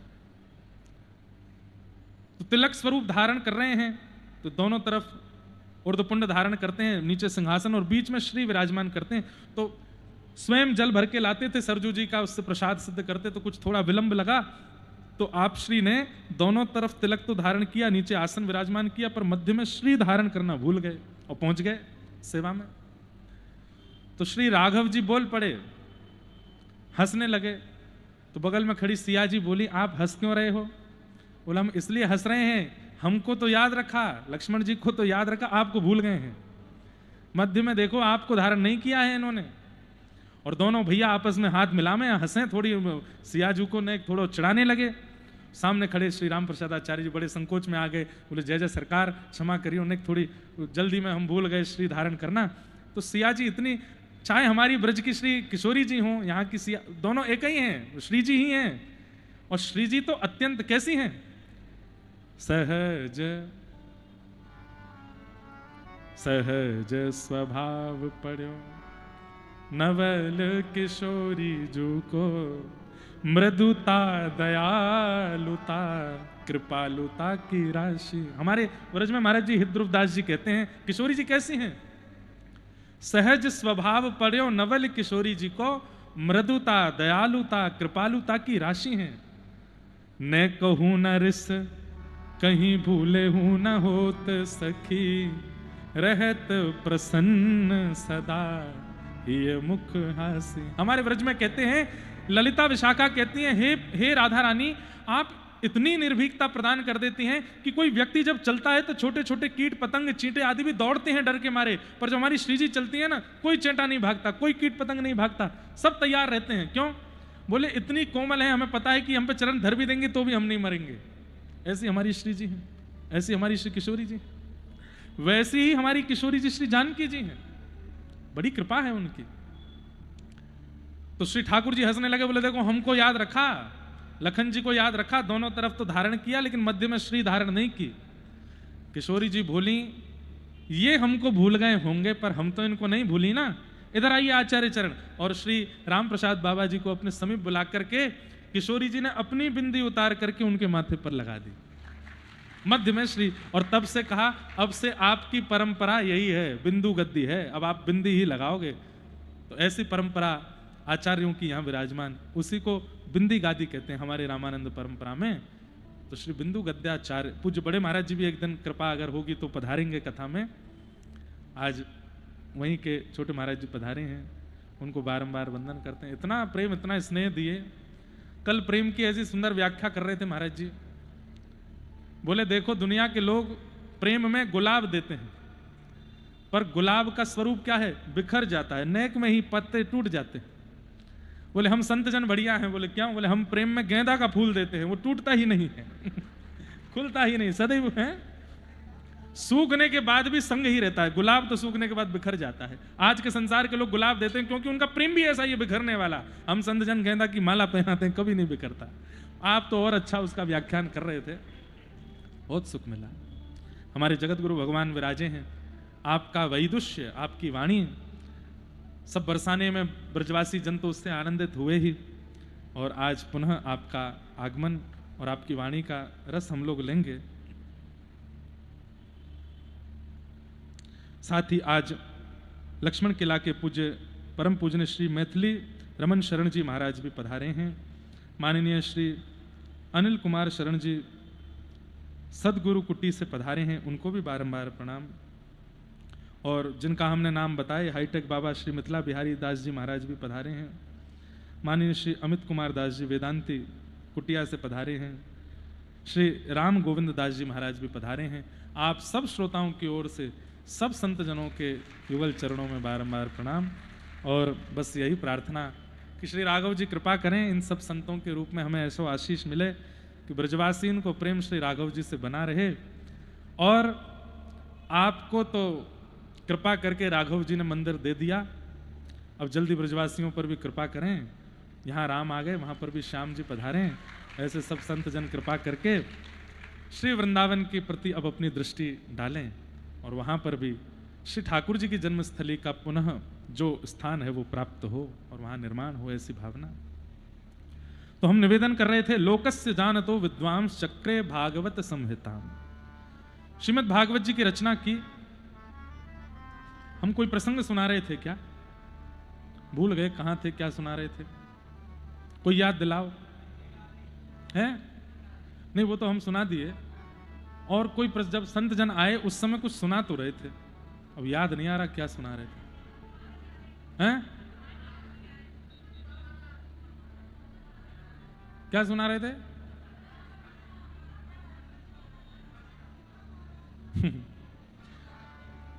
दो चारों को पता है तो बाकी बोले हम कैसे पता चले कि हमको पता, कुछ भी बोल दो। कोई बोल रहे पेड़ा सुना रहे थे। क्या सुना रहे थे? हाँ, पीपा महाराज का प्रसंग। वाह, ये बढ़िया बात। तो समर्पण के ऊपर चर्चा करो। देखिए तभी जगत गुरु रामानंदाचार्य जी पधारे, जैसे पीपा महाराज का थोड़ा प्रसंग सुना। यह भी कृपा। हमारे पूज्य नाना जी कहते थे कि लाला, प्रसंग के अनुसार यदि पंडाल में कोई गतिविधि हो तो समझना चाहिए कि प्रसंग में जिन आचार्यों का स्मरण किया वो आचार्य प्रत्यक्ष वहां बैठे हैं। ऐसा भाव नाना जी हमारे बताते थे। तो समर्पण के ऊपर चर्चा कर रहे थे और पीपा महाराज की, अब देखो हमको याद आ गया, हम कथा सुना रहे थे मोरत ध्वज राजा की। हार गए आप लोग, हम जीते हैं, आपने बताया था। अच्छा, तो ठाकुर जी अर्जुन को लेकर के गए, मोरत ध्वज राजा से जाकर के कहा कि एक शेर ने कहा है कि राजा का आधा अंग लेकर के आ जाओ तो हम आपको छोड़ देंगे। तो राजा ने अपनी पत्नी बच्चे को आरी दी। ये भी नहीं कि इतना मोह कि भाई मेरी सेना मेरा अंग काटे, पत्नी बच्चों से कहा। बोले संतों की आज्ञा, ये तो करना ही पड़ेगा। आप लोग विचार करके सोचिए, कोई पत्नी और बेटा ऐसा कर सकता है कि अपने पिता का अंग काटे? लेकिन जैसे ही अंग काटने लगे अर्जुन के हाथ पांव कांपने लगे, तब भगवान बोले ये ब्राह्मण के प्रति इतना समर्पण है तो सोचो ब्राह्मणों के प्रतिपालक भगवान के रूप, अगर मैं प्रत्यक्ष रूप में आ जाऊं तो कितना बड़ा समर्पण है इनका। अर्जुन, ऐसे समर्पण रखने वालों को ही मेरी प्राप्ति होती है। वहीं अर्जुन समझ गए थे कि जब मैं समर्पण करूंगा तो ही महाभारत में ठाकुर जी की कृपा मुझको प्राप्त होगी। और आज अर्जुन ने वही किया, ठाकुर जी के आगे हाथ फैला दिए, बोले ना आपसे कुछ चाहिए ना आप चाहिए, मुझे रखो और आप बताओ कहां क्या कैसे करना है, मैं करूंगा। भगवान ने अर्जुन के साथ फिर वही लीला की। तो इस प्रकार भगवान के प्रेम से युक्त जो ग्रंथ है वो श्रीमद् भागवत की कथा है, उसका निर्माण हुआ। वेद व्यास जी महाराज ने भागवत जी की रचना की। अब रचना करने के बाद में विचार करने लगे, गेहे गेहे जने जने कैसे पहुंचाया जाए, कौन है योग्य? पुत्र नहीं, पात्र। हर पिता का ऐसा स्वभाव होता है कि वो अपनी संपत्ति पुत्र को देता है, परंतु हमारी प्रार्थना है कि जब तक पुत्र पात्र ना बने तब तक मत दो, उसको पात्र बनाइए। उसके बाद आप अपनी संपत्ति का बीज बोएंगे तो वह बीज वृक्ष बनेगा, पुष्पित होगा, फलित होगा। और वृक्ष जब पुष्पित फलित होता है तो सबको सुख देता है, उसके नीचे छाया भी मिलती है, भूख की निवृत्ति भी होती है, पुष्प से सुगंधि भी प्राप्त होती है। मतलब अपनी संतान को ऐसा बनाइए कि वो पुष्पित फलित और घनित वृक्ष की तरह हो, ताकि उससे सबका मंगल हो। केवल वो अपना, अपनी पत्नी का, आपके परिवार का मंगल करे, ऐसे पुत्र का निर्माण मत कीजिए, पात्र का निर्माण कीजिए। पूत कपूत तो क्यों धन संचय, पूत सपूत तो क्यों धन संचय, ऐसा कहते हैं, परंतु फिर भी पुत्र को पात्र बनाइए। हमें नहीं लगता कि हम पात्र बने अपने पूज्य गुरुदेव पिताजी महाराज के, पर हमें इतना जरूर याद है कि कथा व्यास मंच पर बैठने से पहले कितने वर्षों तक पिताजी ने हमारी परीक्षाएं ली। अपनी कथाओं में हमारा व्यास मंच लगवाते, छोटा सी गद्दी लगवा के फिर मंच से ही बोल देते, अब आगे भीष्म पितामह की स्तुति पर यह प्रवचन करेंगे। अब हमें भीष्म पितामह की स्तुति पढ़े हो गए महीनों, अचानक से पिताजी ने आज्ञा कर दी तो सुनाना है, तो इतनी तैयारी करके रखते कि कब कहां से क्या बोल देंगे कुछ पता थोड़ी है। कभी कहते कि वृत्रासुर की स्तुति पर प्रवचन करेंगे, कभी कहते गोपी गीत सुनाएंगे, कभी कहते प्रणय गीत पर थोड़ा कुछ कहेंगे। ऐसे पिताजी परीक्षण करते थे और हम पूर्ण प्रयास करते कि ये प्रसन्न हो जाए, फिर भी वो प्रसन्न नहीं होते थे। उसके बाद भी खूब परीक्षाएं ली। हमको रोड क्रॉस करना भी नहीं आता था बिना किसी की उंगली पकड़े, 9वीं कक्षा तक। उस स्थिति में पिताजी अकेले दिल्ली छोड़े आए, बोले यहां रहो और अपने कुछ वो क्लासेस थी, बोले इनको करो। अब वहाँ हमको ऑटो वाले से बात करना नहीं आया, वो कहता कि वहाँ तक का 10 रुपया लगेगा, हम कहते हम पे तो 100 ही रुपये हैं। तो ऑटो वाला कहता बोले बदले में मैं 80 दे दूंगा। मैंने नहीं, आप 100 रख लेना पर हमको छोड़ आओ। ऐसे दे हम। ऐसी स्थिति में पिताजी छोड़ के आए। बहुत परीक्षा की, हमें नहीं लगता कि हम पात्र बने, पर उन्होंने पूर्ण प्रयास किया कि पुत्र पात्र बने तभी व्यासपीठ दूंगा, तब तक नहीं दूंगा। फिर व्यासपीठ पर जब बैठ भी गए, कृपा करके उन्होंने बैठा दिया। उसके बाद कितने वर्षों तक कथाएं नहीं हुई। तो हम पिताजी से कहते, पिताजी आपकी इतनी कथा होती है, एक आध हमको करने दे दिया करो। बोले खबरदार, हम किसी को बोलेंगे भी नहीं कि तुम्हारी कथा कराओ। कोई स्वयं आकर के कहे तो करना, नहीं तो नहीं। हमको कभी कभी लगता था कि क्यों नहीं कहते किसी को कि भाई इनकी करा लो ना, कभी नहीं कहते।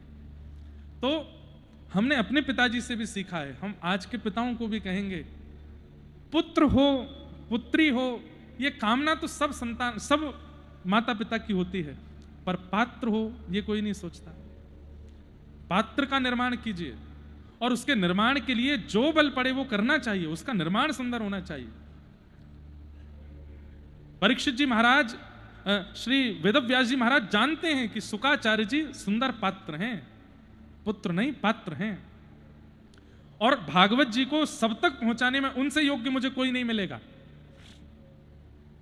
तब वेदव्यास जी महाराज ने अपने शिष्यों को एक श्लोक याद करा दिया कि बरहा पीड़म नटवर वपु कर्णयो कर्णकारम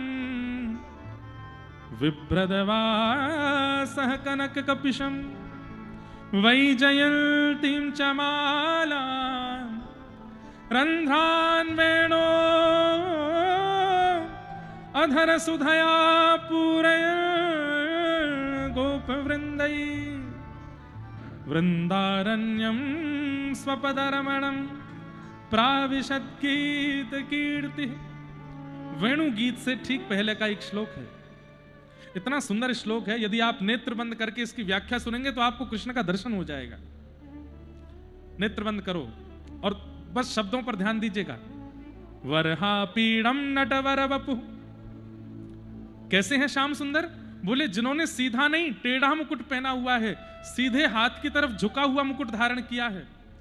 अब इसमें एक बहुत समझने वाली बात है, अगर मुकुट सीधे हाथ की तरफ झुका हुआ है तो इसका मतलब ठाकुर जी सखाओं के साथ घूम रहे हैं, और यदि मुकुट अपने बाम अंग की ओर झुका हुआ है इसका मतलब किशोरी जी के साथ घूम रहे हैं।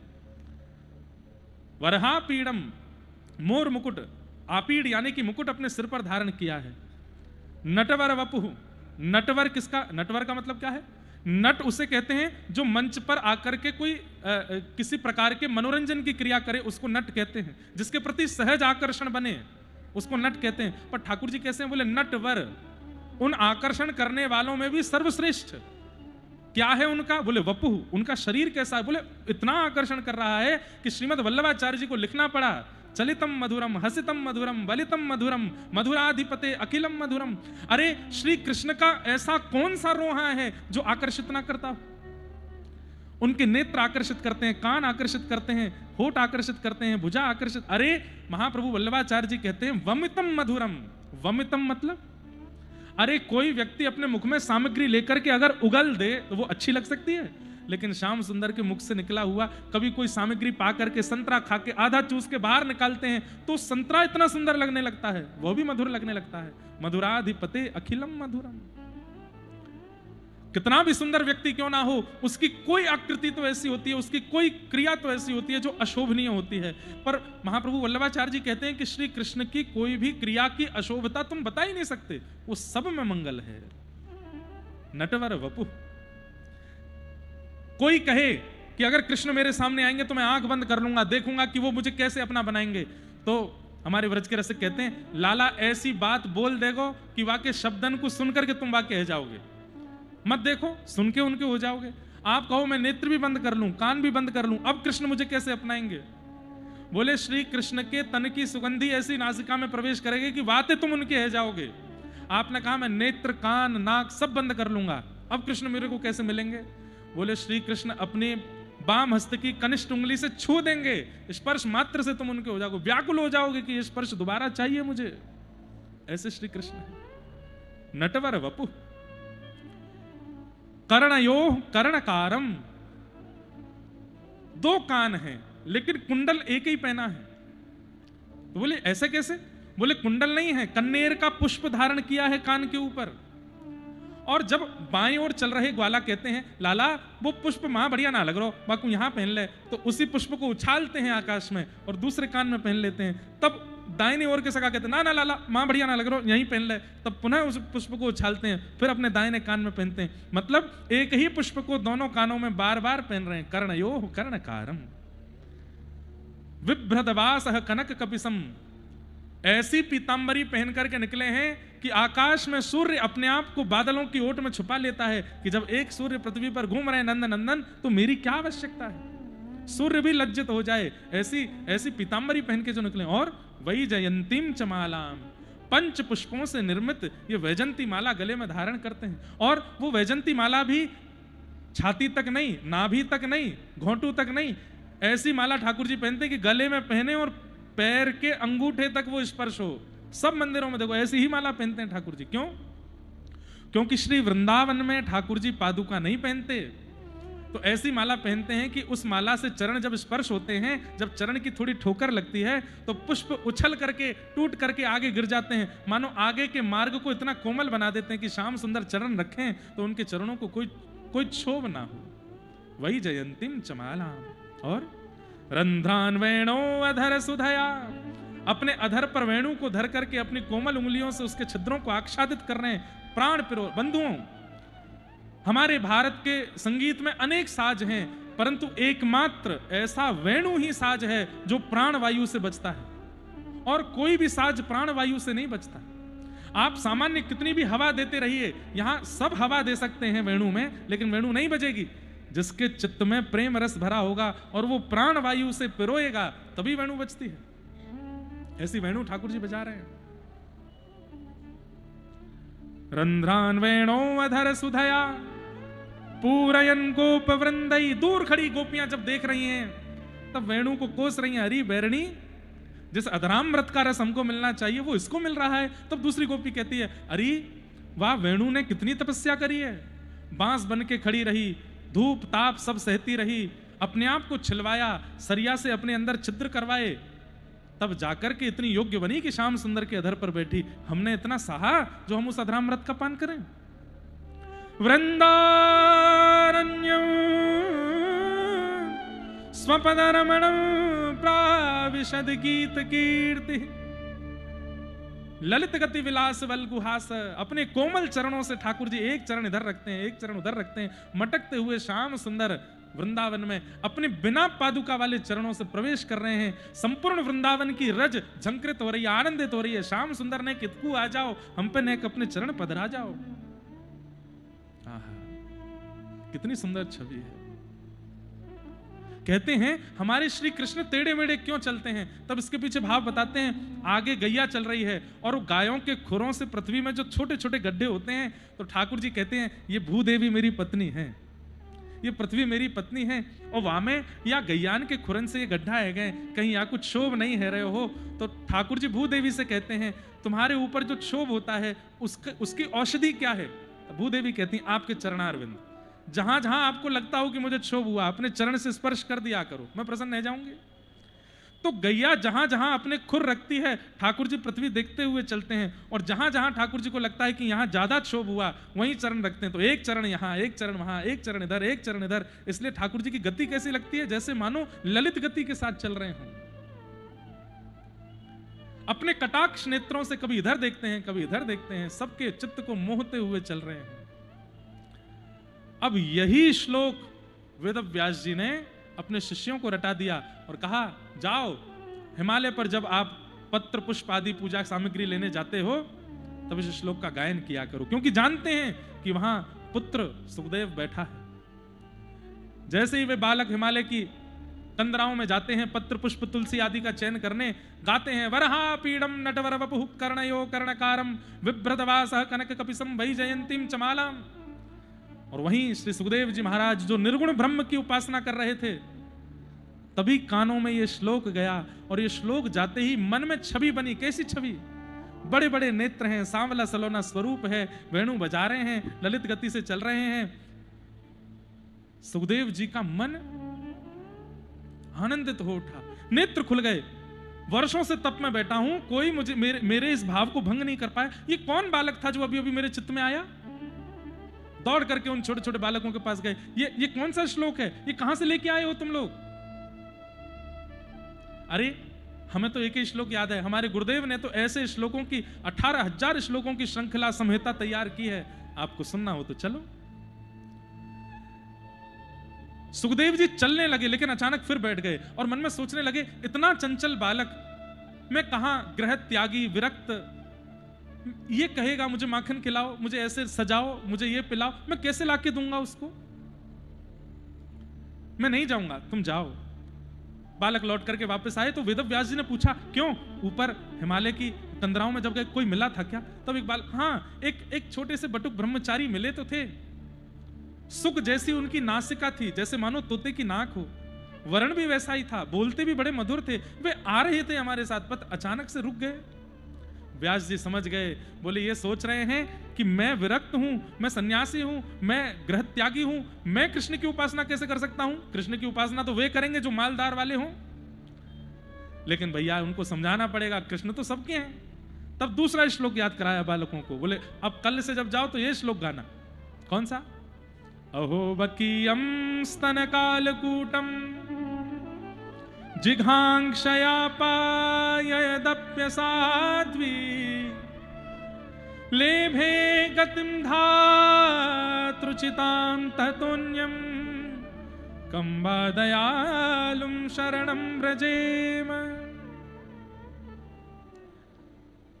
अहो बकी यानी कि बकासुर की बहन पूतना अपने पयोधर पर विष लगा करके गई थी मारने के लिए। अरे कोई मारने के लिए आता है तो हम बदले में उससे लड़ाई करते हैं, उसको सुनाते हैं, पर कोई मारने के लिए आया और हमने अपनी मैया की गद्दी पर उसको बैठा दी, जहां हमारी मां बैठती वहां उसको बैठा के उसको पूज रहे हैं। ऐसा कोई कर सकता है क्या? कोई नहीं कर सकता। लेकिन कंबा दयालुम शरणम ब्रजेम, श्री कृष्ण ने ऐसा किया। मारने के लिए आई पूतना और उस पूतना को वह गति प्रदान करी वैकुंठ में जो गति मैया यशोदा को प्राप्त होनी चाहिए।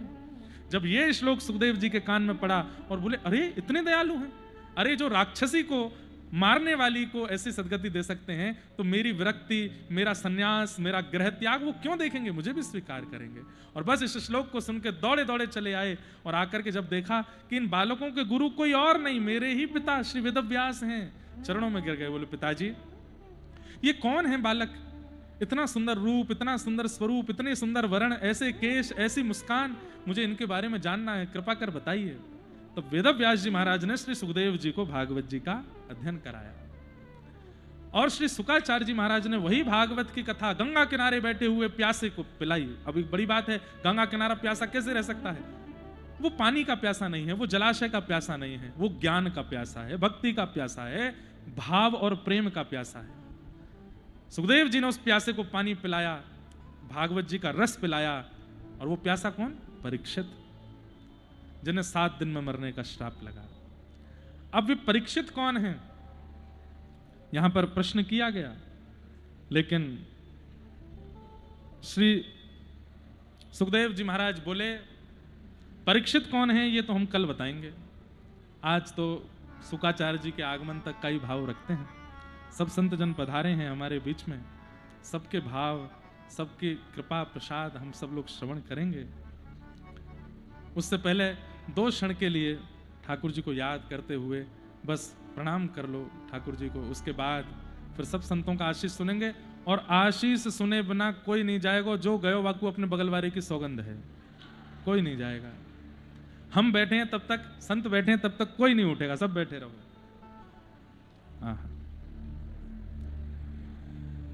हरि नाम लेने वाला, हरि नाम लेने वाला, हरि नाम गाने वाला, हरि नाम गाने वाला, हरि का है प्यारा, हरि का भजन करो, हरि है हमारा, हरि का भजन करो, हरि है ओ हरि का भजन करो, हरि है हमारा। हरि का भजन करो, हरि